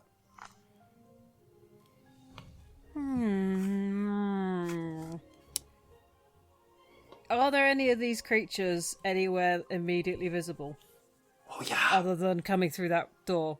Climbing down down the canyon walls all around you. They won't be here this turn, but there are less than 100. Oh dear. Many of these ones actually are wearing relatively intact Achene clothing of a modern style. Oh no. The Elder, though, I realised I didn't mention it, isn't. They are wearing what, of all things, looks like... I forgot to describe it. What looks like black robes, akin to the robes that you've seen depicted, giants depicted as wearing, the highest ranking ones, with silver giant script around the belt. Something, it's like... And Celestia, you remember seeing, not in these colours, but a style in this, in the Achene servants, in that vision you had of the past. So yeah, these seem to be wearing clothes of a much more ancient style. So yeah, sorry, yes, you were able to settle down. Yeah, there's like less than 100 clambering down. Oh, it's fine. They shouldn't come too near here, because it's not a good place. There's too much water. I have a way of keeping them out and safe. It's going to take a while, but I'll try it. And I'm going to give the light to Jeffrey and ask him to put it in one of the sockets. Okay. So I can see what I'm doing. I'll say, what Jeffrey moves over, breaks out a crystal, puts it in. There's a brief flicker, but it goes out. The power here has been drained. Jeffrey takes the socket out and, following a whisper from a friend, plugs it back into the handheld the handheld light wand that you have. Stick that on for a sec, Jeffrey. I want to try a drawing. Okay. I'll say that was Jeffrey's action this turn, but next turn you'll be able to, which is also the turn when your friends will be able to arrive. Lovely. So you can start drawing now. Yeah, I can't do the ritual. You can't do the ritual, but the others can. I'm going to start casting, which won't happen because it will take me 11 minutes, so it's not going to happen. But I don't really understand what's going on because of the charmed, charm. Yeah. So I'm going to start casting Magic Circle. You start sketching this out. it's about this point. When do they get Just for the sake of time, just for the sake of where you are and what you're doing, I'm going to say. Well, actually, that's only a minute because it's not a ritual. Oh yeah, it's only a minute. Still, ain't gonna happen. 10 rounds. Yeah. But I will start marking them down just in You case. start marking them down. Celestia and Corzin, you both catch up at this point, flying over, as from out of that hole, of that door, dozens of Hatchnars start to clamber out, climbing along the walls to points where they can start to try and jump across to the pavilion. But you are both able to touch down either side of the ritual circle. Mm-hmm. You can see that the circle there's like a part of the circle has a hairline crack across it, and you realise that something about the ritual you've been given is like partly something like Scamp's mending ritual, but also different. This will work to seal or unseal any Panuki ancient type seals. yeah. So yeah, what do you want to do? Jeffrey, you can see, is fiddling with this light wand. Was it not a free action to turn on the light wand? Yeah, but yes. it took. I spent But a I will time say trying that to put it through the thing. that Jeffrey gets it on just as the pair of you touch down. So Could one of us poke it? no. As you touch down, Oh, okay. Jeffrey turns on the light. Okay, right. And as that happens, sunlight fills the entire pavilion. It seems to peter out about 60 foot away, but it might be 60 foot away. But as the Hatchnars start to crumble, climb up the sides, a couple of them reach close, and you watch as their fingers just start to burn away in the light, and they immediately scramble back. Keep that up, Jeffrey. Yeah, what do the pair of you want to do? Start the ritual. Oh, yeah. Yeah, You it get out takes the two of ritual. us to do. Also, heal myself. Again, it's please. a bonus action to do it. So you have 10 rounds in which you can use any actions you want. 9 rounds because it's an action to Can start I with, do a which is bonus both of you. action as an action? Sometimes you say that's okay. Yes. Cool. Yes, that's fine. Awesome. So- I just need a healing word. so you, I really all do. three of you, to some degree, have this. I'm going to say, Scamp, you're surrounded by these creatures. Your friends are clearly damaged. I'm going to let you try another wisdom save. Oh, actually, if I'm 7. within, Nope. if I'm within touching range of Scamp, there is something I'm going to do. Yep. I'm going to reach out and cast protection from good and evil on them. Okay. They have I think advantage on saving throws against being charmed, if they already are. I think actually setting that on them is enough. And there's a moment where, Scamp, as you're working this, you're about 2 rounds into this ritual. You just realise, blink. Wait, no, that's stupid. The ambivalent octopus sort of comes out and just basically gives you a hug. I mean, if it works, it'd be really useful because I'm pretty sure these are slightly undead. Yeah, it does work. It settles on you, and also the charm is lifted, is broken. And you just have a moment of, wait, no, this concern I'm showing them is stupid. Are they undead? Under the circumstances, you think they're probably undead. So if I could cast this thing, it would be really useful. It would actually be really useful, yes. But we only have 10 rounds to get the thing done. It takes you 10 rounds to do it. Yes, you I will, can't help with it though. Oh, true, Yeah, actually. you will achieve the I magic can. circle at about the same point that Scamp completes.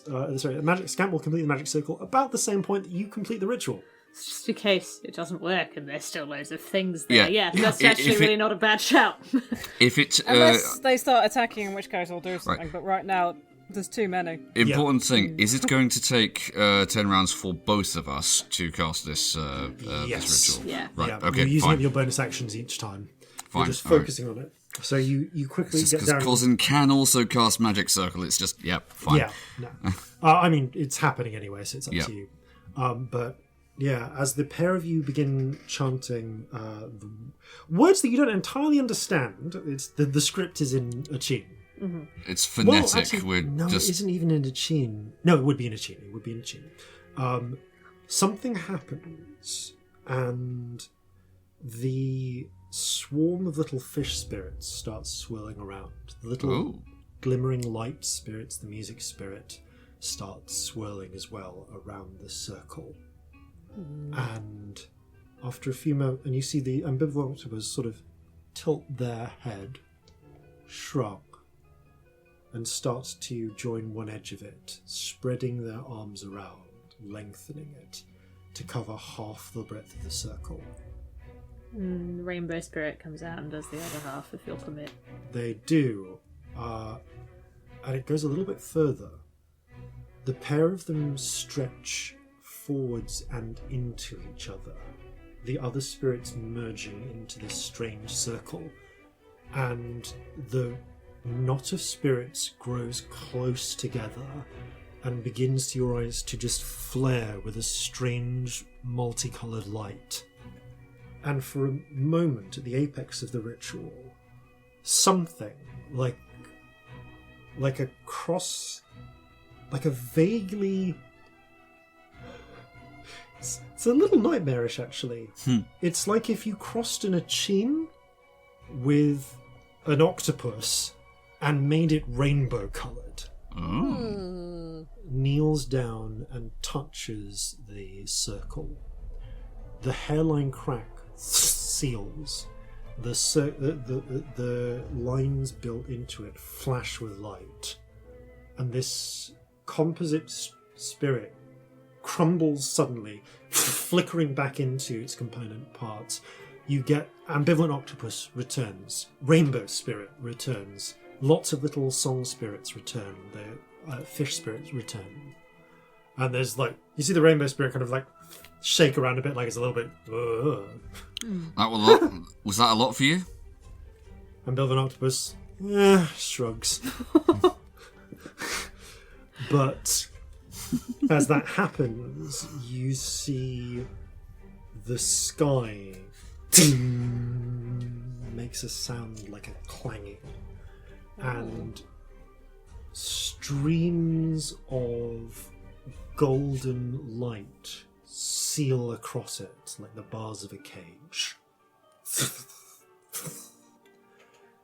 It's about this point that the light wand is starting to run out of juice, and you can see gathered around the edge of this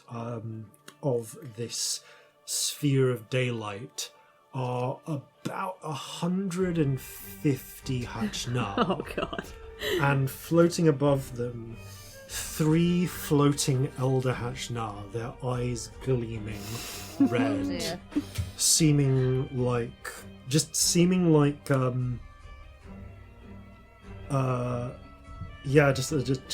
again in these ancient clothes, identical. One pale white, one jet black, one interestingly sort of half white, half black, just straight down the middle. And that's horrible. Yeah, there's something about it that reminds you of Underdark spider masks. Of that, yeah. And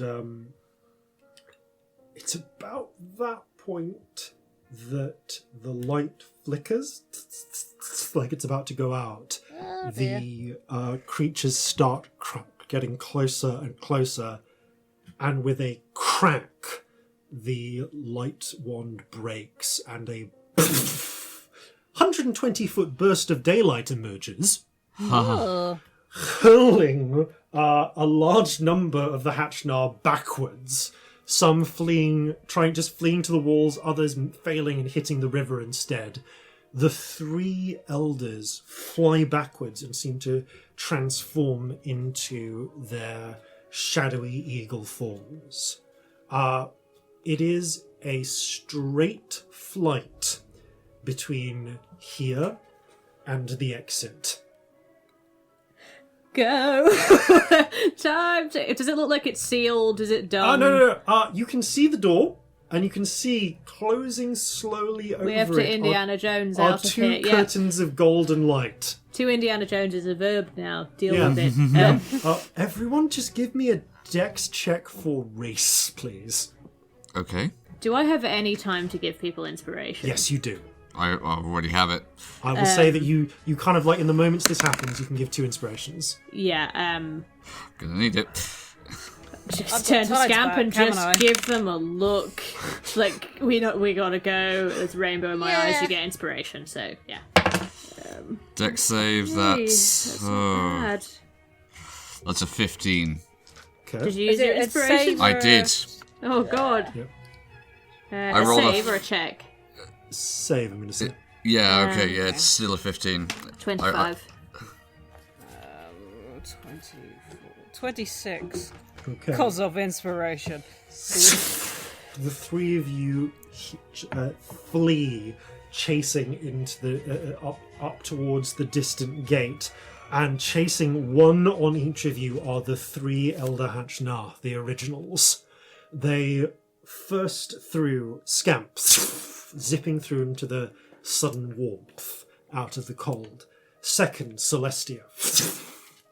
And Corzin, just as you're reaching the gate, one of them, transforming from eagle to flying humanoid creature, gets their fingers around your ankle.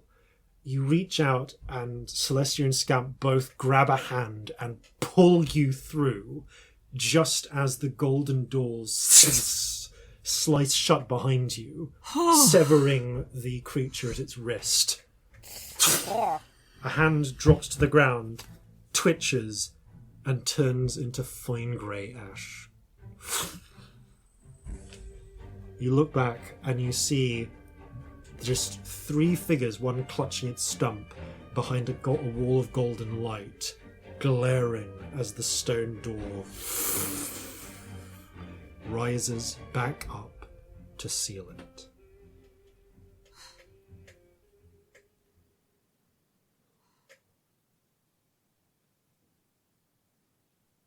Fuck.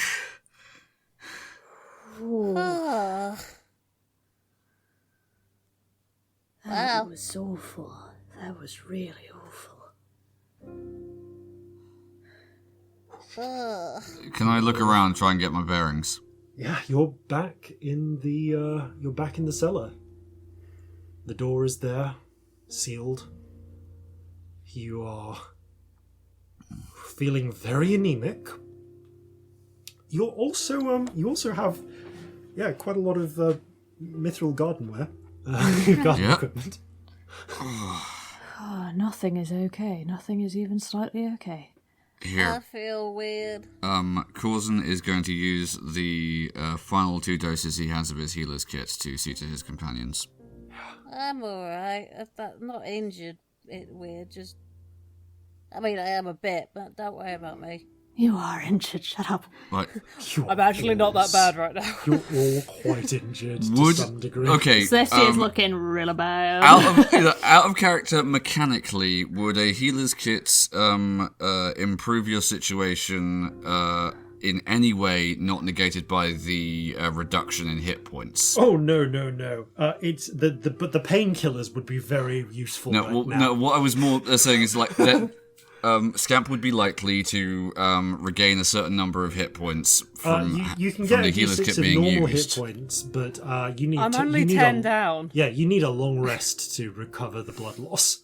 I'm only 10 down from my from my current maximum. It's not worth the waste of the kit. I'm only 9 down, but I'm also only on 21 hit points. Exactly. My max is 30 now. Yep, okay. Corzin is going I'm okay, I just need some air, because my brain's full of a thing. Corzin will hand you one of his healing potions and then turn to Celestia and say, right, sit down, hang on. She's gone a bit, dead behind the eyes. He will put a hand on her shoulder just as a reassurance while he's sorting through the kit, getting out the various different bandages and sutures and whatnot. Oh, I remembered a thing I've got. Where's my magic stick? Boom! Hit you with my magic stick. Your maximum goes up by 5. I love you. My maximum is so low. You just feel like a little bit of the blood return to you for a while. Thank you. Alright. The three of Here, you. I think there's some iron tablets in this. Right. It's basically like sucking on a nail. It's not going to be pleasant, but it might take the edge off a bit. I don't think I'm alright, you know? Don't expect anyone's alright after that, but come on, let's No, get out but in the the- sunshine. The thing is, I thought I was going to die underground, and all I could think about was not seeing Leah again. I really thought I was doing okay, but I don't think I am, and I know this isn't the time, but that's what happened. Celestia. Our hugs alright right now? No. Alright. Then take my hand, we're going to go outside. Okay. I think that will do us best, alright? Get your glasses on. She's like welling up and like not breathing. Yeah. It's not good. Okay, Corzin is just very gently going to guide Celestia outside. You make your way up and out through the unlatched doors, out into the air above. It is about midday. You feel like you probably spent an hour and a half down there. An hour and a half? Oh my god, that's like nothing. Yeah. Yeah. Well, like maybe closer to like 70 minutes, 75 minutes. But it does, oddly enough, feel like like about 3 hours have passed up here. Oh god. Was there like It's a only been weird... 3 hours. You know, I'm still just glad it's daylight. Half daylight. It is bright, warm daylight. The clouds have parted. There is fresh air, the scent of growing things and life. I'm sorry I didn't help much. Got you in the head, didn't it? Yeah, and I left you to go and make it happy. You always blame yourself for this sort of magic. It's not your fault. It's fine. I'm not good at resisting it. Me neither, never have been. Only slightly better than you because I've had training, darling. Well, at least we were able to recognize it for what it was. My head feels weird. I think everybody's Yeah. does. I'm not sure if that's the blood loss or just everything. No, I just really don't think I'm okay, and I don't think I've been okay. Sorry I took the light away from you. Kinda needed it right then. It did what it needed to do at the moment we needed it to do it. Yeah, I think if we'd had less time with it when we were trying to keep that going, it would have been a real problem, to be honest, so it's probably Yeah. good that we waited. Yeah. I mean, Yeah.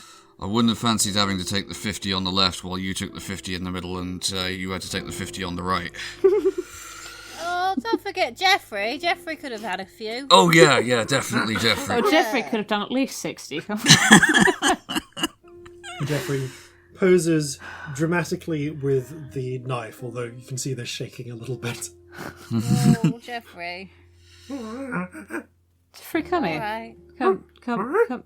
You're fluffy. Get over here. It's like being hugged by a rangy, furry little man. Yeah. Mm-hmm. I don't make eye contact. Don't say anything, either of you. I need something fluffy. I'm not saying a word. That was awful on multiple levels. It really was. Yes, it was, but Yeah. we're through it. Oh We're my out God. now. You can see figures approaching the bone white, but somehow in a much more healthy way, form of Odinone. Hello. You Oh, are sight for sore eyes. all well. We're alive. I don't know about No. well. But you did it. It's done. It's done. Yes, we did. You might need to give us a minute.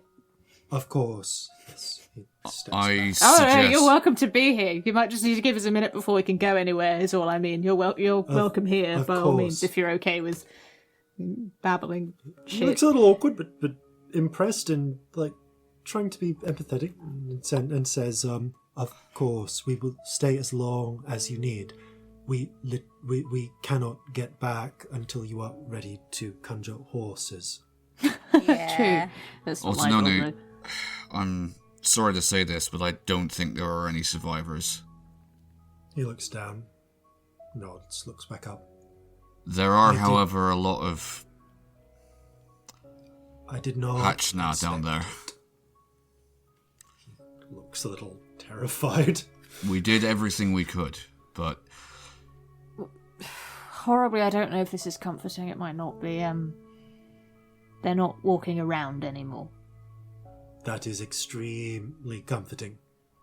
I always think it's worse if they are. Yes. Yeah. Thank you. Alright. Anybody who comes back here has got to come with a fuck ton of clerics. Well, it's sealed now. Let's hope it's sealed. Either Just for to be on the really safe long side. Time or forever. Preferably forever.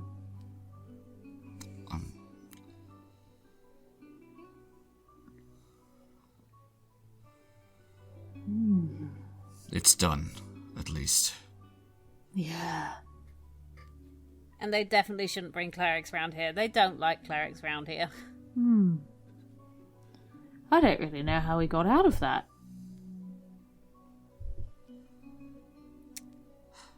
It's a bit of a blur. actually impossible situation. We should very much be dead. And yet, that's not the first time it could be said about us, is it? No, but I think that's the most intensely I felt it, to be honest. And that's saying something. We've not been like that surrounded, really. Not in that way. Maybe we have. I don't know. Having taken a lot to down, like, 12 of them, it suddenly being 150 was just a lot. Yeah. There And was the also- time the glutton came back. Very true. There was the time on the bridge with the day orb. That was awful. No, you're right. This has happened before. Maybe was it's just in the because it was temple. underground and everything was terrifying that it felt awful. This is actually kind of a normal day for us. I don't know, he's looking at you with a mixture of horror and admiration. I'm looking at us with a mixture of horror and admiration. Celestia's just shaking. Yeah, Corzin will just hold her hand for as long as that is welcome. Oh, it's a while. Yeah. Yeah. I mean,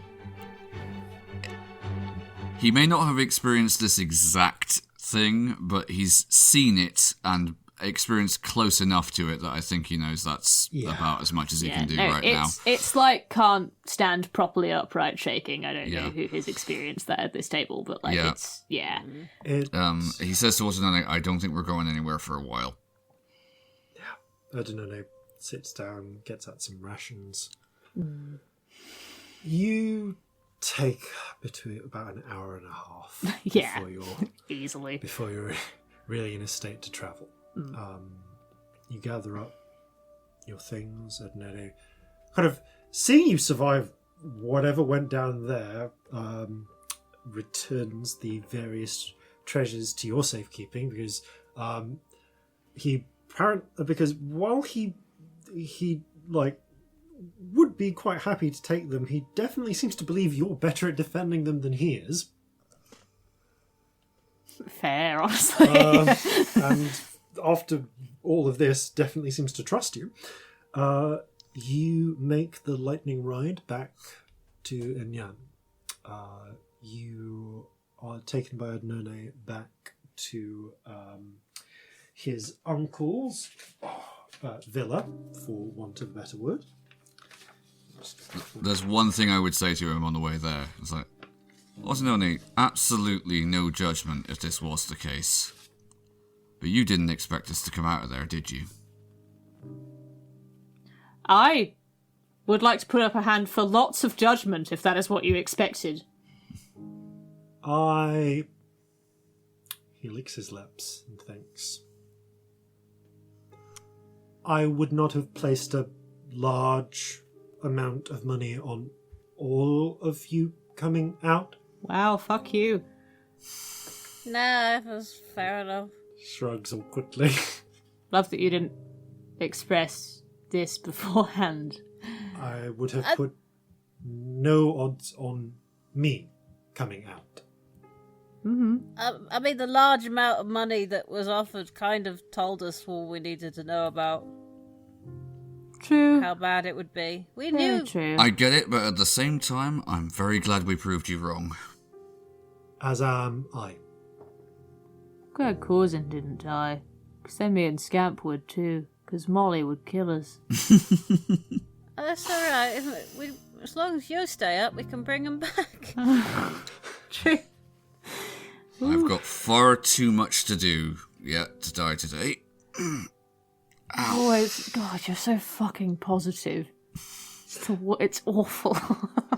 You've too much to do to die today, and it is a 20 to 2. Oh, Jason, you're a treasure.